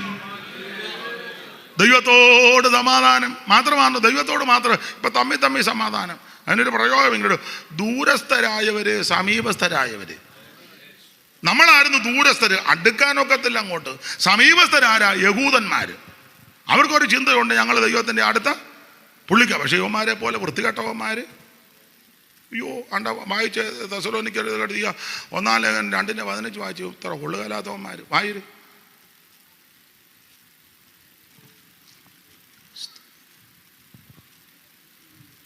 അതുകൊണ്ട് നിങ്ങളുടെ അടുക്കൽ വരുവാൻ ഞങ്ങൾ വിശേഷ പൗലോസായ ഞാൻ 1-2 പ്രാവശ്യം വിചാരിച്ചു. യഹൂദന്മാർ നമ്മുടെ കർത്താവാകുന്ന യേശു ക്രിസ്തുവിനെ, നമ്മുടെ കർത്താവായ യേശുവിനും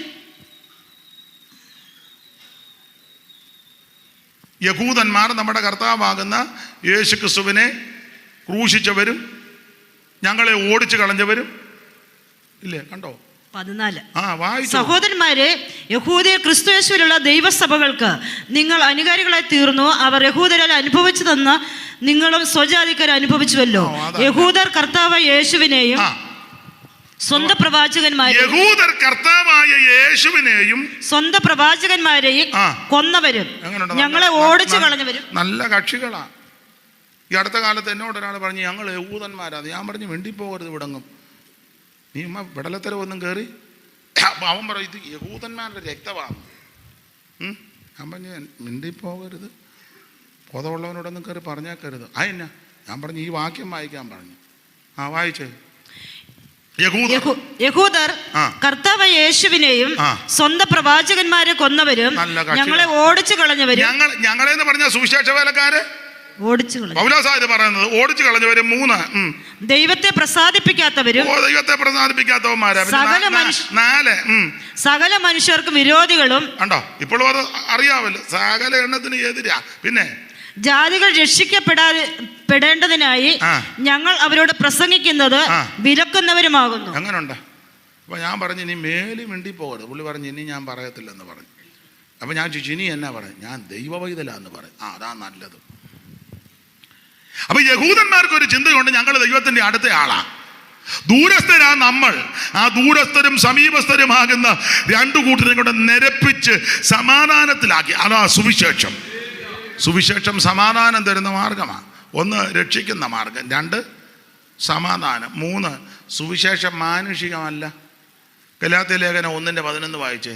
സുവിശേഷം മാനുഷികമല്ല. ഗലാത്യർ 1:11. പെട്ടെന്ന്. സഹോദരന്മാരെ, ഞാൻ അറിയിച്ച സുവിശേഷം മാനുഷ്യമല്ല. അപ്പൊ ഇത് സുവിശേഷം മാനുഷികമല്ല എന്ന് പറഞ്ഞ മനുഷ്യരാരും ഒപ്പിച്ചോണ്ട് വന്നതല്ല. ചില ആൾക്കാർ ധരിച്ചത് യുവമാരെല്ലാം കൂടെ ഒപ്പിച്ചുകൊണ്ട് വന്നതാണ്. ചെന്നാളൊരാൾ പറഞ്ഞു കുക്ക് സാഹിബ് കൊണ്ടുവന്നതാണ്. ഇത് കുക്കും കൊക്കും ഒന്നും കൊണ്ടുവന്നതല്ല. നാഗൽ സാഹിബിൻ്റെ അല്ല, നോയൽ സാഹിബിൻ്റെ അല്ല, ജോർജ് ബർഗിൻ്റെ, മേരി ചാമ്പാൻ്റെ ഒന്നുമല്ല സുവിശേഷം. ഇത് എടയാറമുള്ള കുന്നുംപുറത്ത് സൈമൺ സാറിൻ്റെ അല്ല സുവിശേഷം. അല്ല. ഇത് കല്ലുമല കുഞ്ഞുമോനച്ചാൻ്റെ ഒന്നുമല്ല സുവിശേഷം. PM ഫിലിപ്പിൻ്റെ ഒന്നുമല്ല സുവിശേഷം. അല്ല. ചെല്ലു അങ്ങനെ ധരിച്ചു വച്ചിരിക്കുക. ഇത് അരിയമ്പളാവിലെ CS മാത്യുവിൻ്റെ ആണോ സുവിശേഷം? അല്ല. ഇവരുടെ ആരുടെ അല്ല സുവിശേഷം? ഉണ്ണുണ്ണി സാറിൻ്റെ ആണോ? അല്ല. സുവിശേഷം മാനുഷികമല്ല. ഇത് ദൈവത്താൽ തുടങ്ങിയതാണ്. അതല്ലേ ഇതിനെ തകർക്കാനും നശിപ്പിക്കാനും ഒക്കെ കച്ചകെട്ടി രംഗത്ത് വന്ന മിടുമിടുക്കന്മാർ ഒത്തിരി ഉണ്ട്. കച്ച കഴിഞ്ഞ അവന്മാർ വരുവക്കേടായതല്ലാതെ സുവിശേഷത്തിനൊരു കോട്ടവും വന്നിട്ടില്ല. കാരണം ഇത് മാനുഷികമല്ല, ദൈവികമാണ്. വിസ്തരിക്കുന്നില്ല. അറിയാമല്ലോ സുവിശേഷത്തിൻ്റെ 4ാമത്തെ വിശേഷത. സുവിശേഷത്തിൻ്റെ 4ാമത്തെ വിശേഷത ഇത് മുമ്പ് കൂട്ടി വാഗ്ദത്തം ചെയ്തതാണ്. സുവിശേഷം മുൻപ് കൂട്ടി നേരത്തെ എല്ലാം ക്രമപ്പെടുത്തി വെച്ചിരിക്കുക. അല്ല നമ്മളിപ്പോൾ ഒപ്പിച്ച ഒന്നുമല്ല. റോമാലേഖനം 1:1 വായിച്ചേ. പെട്ടെന്ന് വായിര്. റോമാലേഖനം 1:1. ദൈവം തന്റെ പുത്രനും നമ്മുടെ കർത്താവായ ദൈവം തന്റെ പുത്രനും നമ്മുടെ കർത്താവായ യേശു ക്രിസ്തുവിനെ കുറിച്ച് വിശുദ്ധ രേഖകളിൽ തന്റെ പ്രവാചകന്മാർ മുഖാന്തരം മുമ്പ് കൂട്ടി വാഗ്ദത്തം ചെയ്ത സുവിശേഷത്തിനായി മുൻപ് കൂട്ടി വാഗ്ദത്തം ചെയ്തതാ സുവിശേഷം. അല്ലാതെ അടുത്ത കാലത്ത് ഞങ്ങൾ ഒപ്പിച്ചുകൊണ്ട് വന്നതല്ല. പിന്നെ ഞങ്ങൾ ഇതെല്ലാം അങ്ങ് പറയുന്നതേ ഉള്ളൂ. ഇത് ദൈവം മുമ്പ് കൂട്ടി വാഗ്ദത്തം ചെയ്ത് വെച്ചതാ ആണെന്ന്. ഉൽപ്പത്തി പുസ്തകത്തിൽ വാഗ്ദത്തം ചെയ്തില്ലയോ? സ്ത്രീയുടെ സന്തതി വാഗ്ദത്തം ചെയ്ത് മുമ്പ് കൂട്ടി വെച്ചതാ. പുറപ്പാട് പുസ്തകത്തിലുണ്ടല്ലോ ഒരു പെസഹ കുഞ്ഞാട്. സ്തോത്രം. ലേവ്യ പുസ്തകത്തിലുമുണ്ടല്ലോ യാഗത്തിനായി വേർതിരിക്കപ്പെട്ടത്. സംഖ്യാ പുസ്തകത്തിലുണ്ടല്ലോ അടിക്കപ്പെട്ട പാറ. ഇതൊക്കെ മുമ്പ് കൂട്ടി വാഗ്ദത്തം ചെയ്തതാ. ആവർത്തനത്തിലുണ്ട് ഒരു പ്രവാചകനെ എഴുന്നേൽപ്പിക്കുമെന്ന്. യോശുവായുടെ പുസ്തകത്തിലുമുണ്ട് ഒരു ദൂതൻ. അപ്പൊ ഇതെല്ലാം മുൻപ് കൂട്ടി വാഗ്ദത്തം ചെയ്തതാ സുവിശേഷം. ഞങ്ങൾ ഒപ്പിച്ചതല്ല. ചിലര് ധരിച്ചു വച്ചേക്കുന്ന ഈ കുറേ എണ്ണ ഇറങ്ങിയിട്ടുണ്ട്. രാവിലെ തോളയിലൊരു മൈക്കും തൂക്കി 2 പുസ്തകമായിട്ട് അങ്ങ് ഇറങ്ങിയിട്ടുണ്ട്. ഇവന്മാർക്ക് വേറെ ഒരു പണി. അയ്യോ അല്ല, ഞങ്ങൾ ഒപ്പിച്ചതല്ല. ദൈവം മുൻപ് കൂട്ടി വാഗ്ദത്തം ചെയ്തതാ സുവിശേഷം. എങ്ങനെ സുവിശേഷം ഒത്തിരി പറയാനുണ്ട്. ഈ സുവിശേഷം ഏതാ? യേശു ക്രിസ്തു എവിടെ ജനിക്കും അത് മുമ്പ് കൂട്ടി വാഗ്ദത്തം ചെയ്തതാ. മീക 5:2 ഒന്ന് പെട്ടെന്ന് വായിച്ചോ. ചടികടാന്ന് വായിച്ചോ. നിർത്തുക. മീക 5:2 അറിവുള്ള വാക്യമാ എങ്കിലും അങ്ങ് വായിച്ചു. എവിടെ ജനിക്കും? വായിക്കേ. നീയോ ബേത്ലഹേം എഫ്രാത്തേ, നീ യഹൂദ സഹസ്രങ്ങളിൽ ചെറുതായിരുന്നാലും ഇസ്രായേലിന് അധിപതി ആയിരിക്കേണ്ടവൻ എനിക്ക് നിന്നിൽ നിന്ന് ഉത്ഭവിച്ചു വരും. അവിടെ എഫ്രാത്തിൽ നീയോ അവിടെ ജനിക്കുന്നത്. അതിന് അവിടെ ജനിക്കാൻ കാര്യം? അവിടെ ജനിക്കാൻ ഒത്തിരി കാര്യമുണ്ടല്ലോ. ഒരു കാര്യം പറഞ്ഞ് അതിനെ നേരെ ഉള്ളു. ഒത്തിരി കാര്യമുണ്ട് അവിടെ ജനിക്കാൻ. അവിടെ ജനിക്കുമെന്ന് പ്രവചിച്ചു വേറെ സ്ഥലത്തല്ല ജനിച്ചതും. മത്തായി 2:1 വായിര്. പെട്ടെന്ന് വായിച്ചു. മീക 5:2 പറഞ്ഞ് ബേത്ലഹേം ജനിക്കുമെന്ന്. എഫ്രാത്തില് അവിടെ തന്നെ ജനിച്ചത്. വായിര്. അവർ അവനോട് വായിച്ചോ. ബേത്ലഹേമിൽ തന്നെ, യഹൂദിയ ദേശങ്ങളിലെ ബേത്ലഹേമേ. 2:1 മുതൽ വായിക്കും ഇനി ആന്റി. മത്തായി 2. മത്തായിയോട് വലിയ താല്പര്യം ഇല്ലയോ? 2:1 മുതല്. ഹെരോദ രാജാവിന്റെ കാലത്ത് യേശു യഹൂദയിലെ ബേത്ലഹേമിൽ ജനിച്ച ശേഷം അവിടെ തന്നെ ജനിച്ചേ. മീക 5:2 ജനിക്കുന്നതിന് 100 കൊല്ലം മുമ്പ് പറഞ്ഞ് ഇന്നടത്ത് ജനിക്കും. സൂക്ഷ അവിടെ ജനിച്ചു. അല്ല പറഞ്ഞാൽ വേറെ സ്ഥലത്ത് പോയല്ല ജനിച്ചത്. അതായത് മുമ്പ് കൂട്ടി വാഗ്ദത്തം ചെയ്തതാന്ന്. മനസ്സിലായോ? നേരത്തെ പറഞ്ഞെടുത്ത് കൃത്യം ജനിച്ചത്. അതിന് അവിടെ ജനിക്കാൻ കാര്യം. അവിടെ ജനിക്കാൻ ഒത്തിരി കാര്യമുണ്ട്. അതിലൊരു കാര്യം പറയാം. അവിടെ ആ പഴയ വല്യമ്മച്ചി പ്രസവത്തോടു കൂടി മരിച്ചത്. സ്തോത്രം. അറിയാവല്ലോ. 35 ഒരു 10 മണി കഴിഞ്ഞ് വിളിക്കാൻ പറ. അതുവരെ പ്രസംഗമുണ്ട്. 10 കഴിഞ്ഞ് വിളിക്കാൻ പറ. ഞാൻ പ്രസംഗിക്കുന്നെന്നും പറഞ്ഞുതരാം. അപ്പം പിന്നെ പുള്ളി 11:30 വിളിക്കുകയുള്ളൂ. പെട്ടെന്ന് നിർത്താം. അപ്പൊ യഹൂദയിലെ ബേത്ലഹേം ജനിക്കാൻ കാര്യം, ഉൽപ്പത്തി പുസ്തകം 35-ാം അധ്യായത്തിൽ ബെനോനി എന്ന് പറഞ്ഞ് വേദനയോടെ അവൻ റാഹേൽ മരിച്ച സ്ഥലമാ എന്ന് പറഞ്ഞാൽ മരണം നടന്ന സ്ഥലമാ ബേത്ലഹേം. ആ യേശു അവിടെ ജനിക്കാൻ കാരണം അവിടുന്ന് മരണത്തെയും പാതാളത്തെയും ജയിച്ചവനാ. അതുകൊണ്ടാണ് സൂക്ഷം അവിടെ തന്നെ. അപ്പൊ ഇതെല്ലാം തിരുവെഴുത്ത് മുൻപ് കൂട്ടി ക്രമപ്പെടുത്തി വെച്ചതാ, അല്ല ബോധിച്ചെടുത്ത് ജനിച്ചൊന്നുമല്ല. അപ്പൊ എവിടെ ജനിക്കും? യഹൂദയിലെ ബേത്ലഹേം. എങ്ങനെ ജനിക്കും? യെശയ്യാവ് 7:14 അറിവുള്ള വാക്യമാ, വായിച്ചോ. എങ്ങനെ ജനിക്കും? വായിച്ചോ 7:14. അതുകൊണ്ട് കർത്താവ് തന്നെ നിങ്ങൾക്കൊരു അടയാളം തരും. കന്യക ഗർഭിണിയാകും. സൂക്ഷം കന്യകയുടെ അടുക്കല്ലേ ദൂതം എന്ന് പറഞ്ഞേ, കൃപ ലഭിച്ചോളേ നിനക്ക്. അങ്ങനെ തന്നെ, ഒന്നും ഞാൻ വിവരിക്കുന്നില്ല, കന്യക തന്നെ. അപ്പൊ എവിടെ ജനിക്കും? യഹൂദയിലെ ബേത്ലഹേമിൽ. എങ്ങനെ ജനിക്കും? കന്യാസൂനുമായിട്ട് ജനിക്കും. ജനിക്കുന്ന ശിശുവിന്റെ വിശേഷത അതാ 9:6. നമുക്കൊരു ശിശു ജനിച്ചിരിക്കുന്നു. വായിച്ച് 9:6.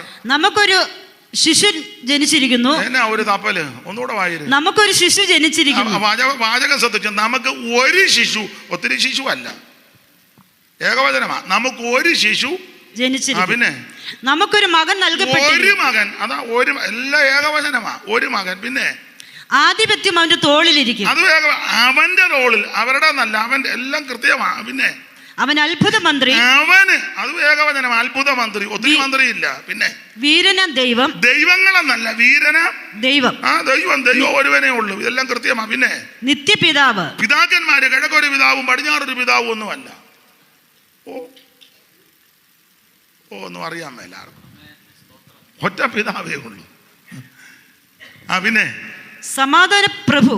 സമാധാന പ്രഭു. സമാധാന പ്രഭു അല്ല, യോർദൻ എന്ന പ്രഭു എന്നല്ല, കാപ്പ് കുടിക്കുന്ന പ്രഭു എന്നാണ്.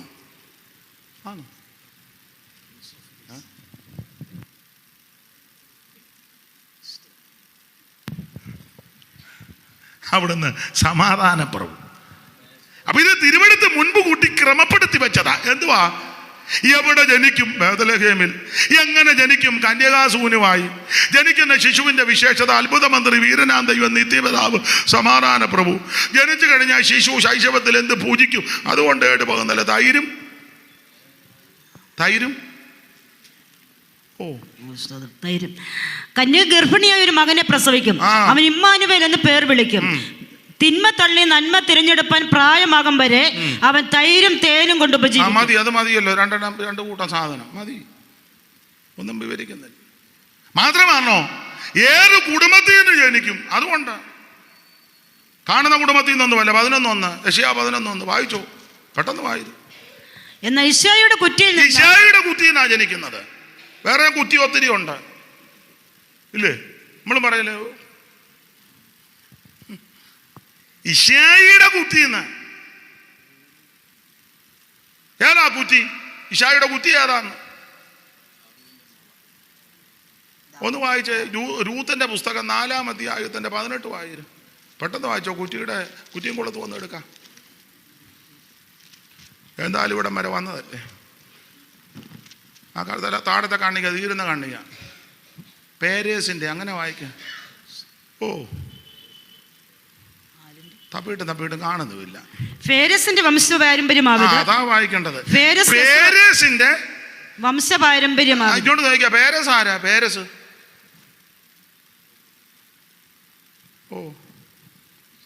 അയ്യോ, പേരേസ് യഹൂദയ്ക്ക് താമാറ് ജനിച്ച ചെറുക്കനാ. അമ്മായിയപ്പനാകുന്ന യഹൂദയ്ക്ക് മരുമകളാകുന്ന താമാർ. ഉൽപ്പത്തി 38. 2 പിള്ളേർ പേരസും ശേരക്കും. അതിൽ പേരസ്. യഹൂദയ്ക്ക് താമാറ് ജനിച്ചത് ആ പേരസ്. അപ്പോൾ പേരസിന്റെ അപ്പൻ യഹൂദയുടെ അപ്പൻ യാക്കോബ്, യാക്കോബിന്റെ അപ്പൻ ഇസഹാക്ക്, ഇസഹാക്കിന്റെ അപ്പൻ അബ്രഹാമിന്റെ അപ്പൻ തേരക്, തേരകിന്റെ അപ്പൻ. ഇപ്പൊ നിങ്ങൾ പറയുക, ഈ അപ്പന് പറഞ്ഞിരിക്കാതെ കാര്യം പറഞ്ഞു യോഗം ഭരിച്ചു വിടാൻ നോക്കും. ആനാ ആദാം മുതൽ നോഹ വരെ 10 തലമുറ, നോഹ മുതൽ അബ്രഹാം വരെ 10 തലമുറ, അബ്രഹാം മുതൽ ദാവീദ് വരെ 14 തലമുറ, ദാവീദ് മുതൽ ബാബേൽ പ്രവാസം വരെ 14 തലമുറ, ബാബേൽ പ്രവാസം മുതൽ ക്രിസ്തു വരെ 14 തലമുറ. 3 14 2 10 2 10 20 3 14 42 42 20 62 തലമുറ, എണ്ണപ്പെട്ട തലമുറ. അതിലാദ്യം ആദാം, ശേത്ത്, ഏനോശ, കേനാന്, മഹലേല്, യാരദ്, ഹാനോക്ക്, മധുശലേക്ക്, ലാമെക്ക്, നോഹ 10. നോഹയ്ക്ക് 3 മക്കൾ, ശേമും കാമും യാപത്തും. അതിൽ ശേമിന്റെ വംശത്തിൽപ്പെട്ടതാണ് അബ്രഹാം. 11:10 പെട്ടെന്ന് വായിച്ചോ. 11 ഉൽപ്പത്തി 11:10 പെട്ടെന്ന് വായിരും. കുറ്റിയാതാന്ന് തെളിയിക്കുക. ശേമിന്റെ വംശപാരമ്പര്യം. അവന് ശേമിന് 100 വയസ്സായപ്പോൾ ജലപ്രളയത്തിന് മുമ്പ് 2 സംവത്സരം കഴിഞ്ഞപ്പോൾ അർപ്പക്ഷാദിനെ ജനിപ്പിച്ചു. 12-ാം വാക്യം. അർപ്പക്ഷാദിന് 35 വയസ്സായപ്പോൾ ശാലേഖനെ ജനിപ്പിച്ചു. 14-ാം വാക്യം. ശാലേഖന് 30 വയസ്സായപ്പോൾ ഏബേറിനെ ജനിപ്പിച്ചു. 16-ാം വാക്യം. ഏബേറിന് 34 വയസ്സായപ്പോൾ പെലേഗിനെ ജനിപ്പിച്ചു. 18-ാം വാക്യം. പെലേഗിന് 30 വയസ്സായപ്പോൾ രയൂവിനെ ജനിപ്പിച്ചു. 20-ാം വാക്യം. രയൂവിന് 32 വയസ്സായി. ജനിപ്പിച്ചു. 22-ാം വാക്യം. ഷെറൂഗിന് 30 വയസ്സായി. നാഗോറിനെ ജനിപ്പിച്ചു. 24-ാം വാക്യം. നാഗോറിന് 29 വയസ്സായി. തേരകനെ ജനിപ്പിച്ചു. 26-ാം വാക്യം. തേരകന് 70 വയസ്സായപ്പോൾ അവൻ അബ്രാം, നാഗോർ, കാരം 3 പേരെ ജനിപ്പിച്ചു. ഇനി 27 തേരകന്റെ വംശ പാരമ്പര്യമാവിത്. തേരകന്റെ വംശപാരമ്പര്യമാവിത്. തേരക അബ്രാമിനെ മനസ്സിലായല്ലോ, അതറിഞ്ഞാൽ മതി. അപ്പം ആദാം മുതൽ ഇങ്ങോട്ട് തുടങ്ങി. അങ്ങനെ തുടങ്ങി അബ്രഹാമിൽ വന്നു. അബ്രഹാമിൽ ഇസഹാക്ക്, ഇസഹാക്ക് എന്ന് യാക്കോബ്, യാക്കോബ് എന്ന് യഹൂദ, യഹൂദ എന്ന് പേരസ്. ഇനി പേരസിന്റെ വംശപാരമ്പര്യമാവിത്. വായിര് രൂത്തിന്റെ പുസ്തകത്തിൽ പേരസിന്റെ വംശപാരമ്പര്യമാവിത്. പേരസ് ഹെസ്രോനെ ജനിപ്പിച്ചു. ഹെസ്രോൻ രാമിനെ ജനിപ്പിച്ചു. രാം അമ്മീനാദാബിനെ ജനിപ്പിച്ചു. അമ്മീനാദാബ് നഹശോനെ ജനിപ്പിച്ചു. നഹശോൻ സൽമോനെ ജനിപ്പിച്ചു. സൽമാൻ ബോവസിനെ ജനിപ്പിച്ചു. ബോവസ് ഓബേദിനെ ജനിപ്പിച്ചു. ഓബേദ് ഇശ്ശായിയെ ജനിപ്പിച്ചു. യെശയ്യാ 11 വാക്യം ഇശ്ശായിയുടെ കുത്തിന്ന് വരുവെന്ന. ബോവസ് ഇശ്ശായിയെ ജനിപ്പിച്ചു. ഇശ്ശായി ദാവീദിനെ ജനിപ്പിച്ചു. ഇനി മത്തായി 1:1 വായിര്. അന്നേരം അത് കണക്ട് ആയില്ലേ? മത്തായി 1:1. എനിക്ക് അന്ന് ഒത്തിരി വചനം പ്രകാശിക്കുകയും ചെയ്യും. അബ്രഹാമിന്റെ പുത്രനായ ദാവീദിന്റെ പുത്രനായ യേശു ക്രിസ്തുവിന്റെ വംശാവലി ആ കുറ്റിന്നാ വരുന്നത്. അപ്പൊ ശ്രദ്ധിക്കുക, ഇത് തിരുവെടുത്ത് മുന്നമേ എഴുതി വെച്ചതാ. യേശു അങ്ങനെ ജനിക്കുമെന്ന് സുവിശേഷമേ മുൻപ് കൂട്ടി വാഗ്ദത്തം ചെയ്തതാ. എങ്ങനെ, ഏത് കുടുംബത്തിൽ നിന്ന് വരും, ഏത് സ്ഥലത്ത് ജനിക്കും, എങ്ങനെ ജനിക്കും, ജനിക്കുന്ന ശിശുവിൻ്റെ വിശേഷത ഒത്തിരി പറയാനുണ്ട്. സുവിശേഷത്തിന് ഒത്തിരി വിശേഷതയുണ്ട്. എന്തുവാ ഈ സമയം? 9:30 ആയോ? മതി. ഗുണമാകാനാന്ന് ഇതൊക്കെ മതി. ഇത് മതി. ദൈവത്തിന് മഹത്വം. ഒറ്റ വാക്യവും കൂടെ തന്ന് നിർത്താം. അത് പറഞ്ഞില്ലെങ്കിൽ യോഗത്തിനൊരു നമ്മുടെ യോഗം തീരുകയല്ലേ മാമേ? എന്തുവാ സങ്കടമാണോ? യോഗം തീരുന്നതിലാണോ അതോ? സുവിശേഷത്തിന്റെ വിശേഷത 1, ഇത് രക്ഷിക്കുന്ന മാർഗമാണ്. 2, ഇത് സമാധാനം തരുന്ന മാർഗമാണ്. 3, ഇത് മാനുഷികമല്ല. 4, ഇത് മുൻപ് കൂട്ടി വാഗ്ദത്തം ചെയ്തതാണ്. 5, അത് പറയാം. ഒത്തിരി ഞാൻ 15 പോയിന്റാണ് എഴുതി വെച്ചേക്കുന്നത്. 5 എന്ന് പറയുന്നുള്ളൂ, മതി. 5 സുവിശേഷത്തിൻ്റെ 5ാമത്തെ വിശേഷം. 5ഒന്നും അല്ല കേട്ടോ, ഇഷ്ടം പോലെ വിശേഷതയാണ്. നമുക്കിപ്പോൾ 5 എണ്ണം പറയുന്നതാണ്. 5ാമത്തെ വിശേഷത, ഇത് പ്രത്യാശ തരുന്ന മാർഗമാണ് സുവിശേഷം. എന്തുവാ വായിച്ചേ? കൊലോസ്യ ലേഖനം 1:3 വായിക്കേ. കൊലോസ്യ ലേഖനം 1:3. സുവിശേഷത്തിന്റെ സത്യവചനത്തിൽ നിങ്ങൾ മുമ്പ് കേട്ടതായി സ്വർഗത്തിൽ നിങ്ങൾക്ക് സംഗ്രഹിച്ചിരിക്കുന്ന പ്രത്യാശ. അപ്പൊ സുവിശേഷം നമുക്ക് പ്രത്യാശ തരുന്ന മാർഗമാണ്. അതാ ഈ സുവിശേഷത്തിന്റെ വിശേഷത. എന്തുവാ? ഇത് പ്രത്യാശ തരും. ഇത് സുവിശേഷം കൊണ്ട് മാത്രമേ പ്രത്യാശയുള്ളൂ. എന്തുവാ നമ്മുടെ പ്രത്യാശ? ഒത്തിരി കൊണ്ട് പറയാൻ. ഞാൻ എൻ്റെ ശൈലിയിൽ അങ്ങ് എപ്പോഴും പറയും, സുവിശേഷത്തിൻ്റെ പ്രത്യാശ 1, നമ്മുടെ നേതാവ് തിരിച്ചു വരും. അതാണ് നമ്മുടെ പ്രത്യാശ. നമ്മളെല്ലാം കൂടെ ഒപ്പിച്ചേച്ച് പുള്ളി ഉണ്ടയിട്ടില്ല. പല നേതാക്കന്മാർ എവിടാണെന്നോ എങ്ങോട്ട് പോയെന്നോ ഒരുത്തർക്കും ഒരു വെളിവും. നമ്മൾ ചോദിക്കുക, നിങ്ങളുടെ പുള്ളി അങ്ങോട്ട്. പുള്ളി പോയി. എവിടെയാണ് പോയി? ഒന്നും പറയാനാ പോയി.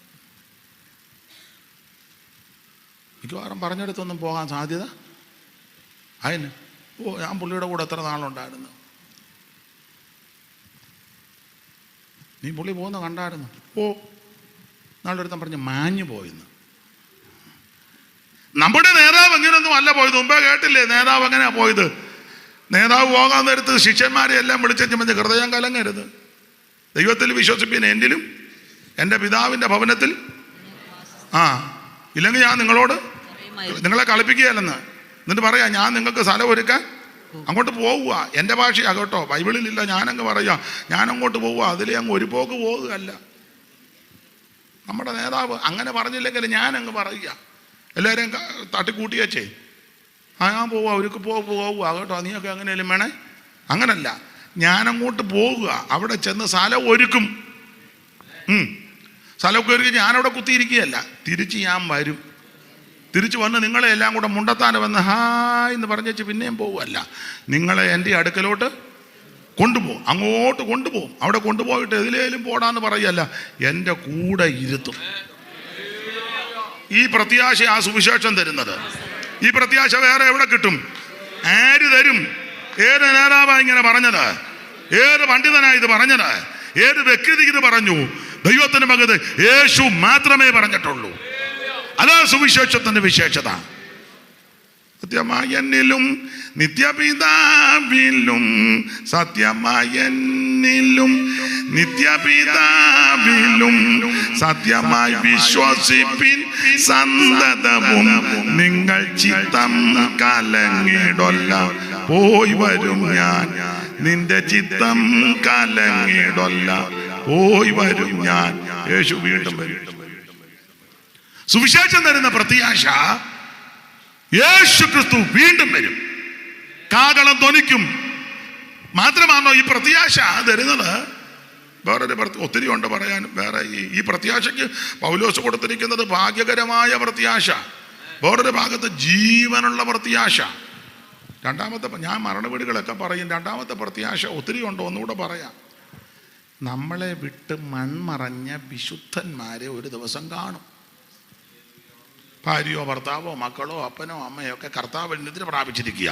നമ്മളൊരു ദിവസം അവരെ കാണും. എങ്ങനെയാ കാണുന്നത്? യോബ് പറഞ്ഞു അന്യനല്ല. കാണുന്നത് എങ്ങനെയാണെന്ന് വെച്ചാൽ പട്ടിയായിട്ടും പൂച്ചയായിട്ടും ഒന്നുമല്ല, നല്ല പകിട്ടോടാണ് കാണുന്നത്. പട്ടി ഓടുമ്പോൾ മച്ചാനാന്നാ തോന്നുന്നത്. ഊളത്തരം വർത്താനമൊന്നും നീ പറയരുത്. 4 കാലും 4 കാലുമായിട്ടാണ് അച്ചാൻ ഓടുന്നത്. അച്ചാൻ നടന്നപ്പോൾ തന്നെ 2 കാലേ തന്നെ വളരെ ബുദ്ധിമുട്ടി അച്ചാൻ മുണ്ടത്താനം വഴി.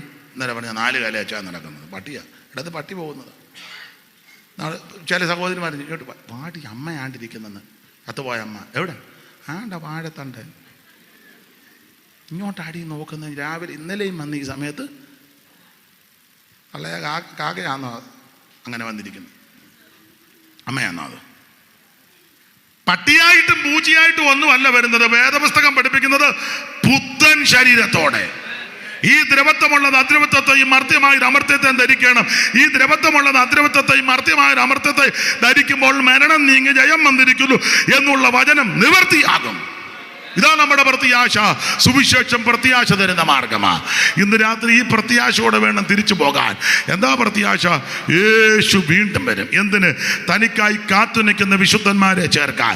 മാനസാന്തരപ്പെട്ട് രക്ഷിക്കപ്പെട്ട് വെള്ളത്തിൽ മുങ്ങി സ്നാനപ്പെട്ട് അഭിഷേകം പ്രാപിച്ച് വേർപാട് പാലിച്ച് തിരുമേശ ആചരിച്ച് കൂട്ടായ്മ ആചരിച്ച് വിശുദ്ധ ജീവിതം നയിക്കുന്ന വിശുദ്ധന്മാരെ ചേർക്കാൻ യേശു വീണ്ടും വരും. അതാണ് സുവിശേഷത്തിൻ്റെ പ്രത്യാശ. മാത്രമാണോ വീണ്ടും വന്ന് അങ്ങ് കൊണ്ടുപോയിട്ട് ഇങ്ങനെ നാം എപ്പോഴും കർത്താവിനോട് കൂടെ. ഈ ഒരു പ്രത്യാശ വേറെ ആർക്കുമില്ല, ദൈവമക്കൾക്കാ. ഈ പ്രത്യാശ ഇതുവരെയും പ്രാപിക്കാത്ത ആരെങ്കിലും ഇന്ന് രാത്രി എന്നെ കേൾക്കുന്നെങ്കിൽ നല്ല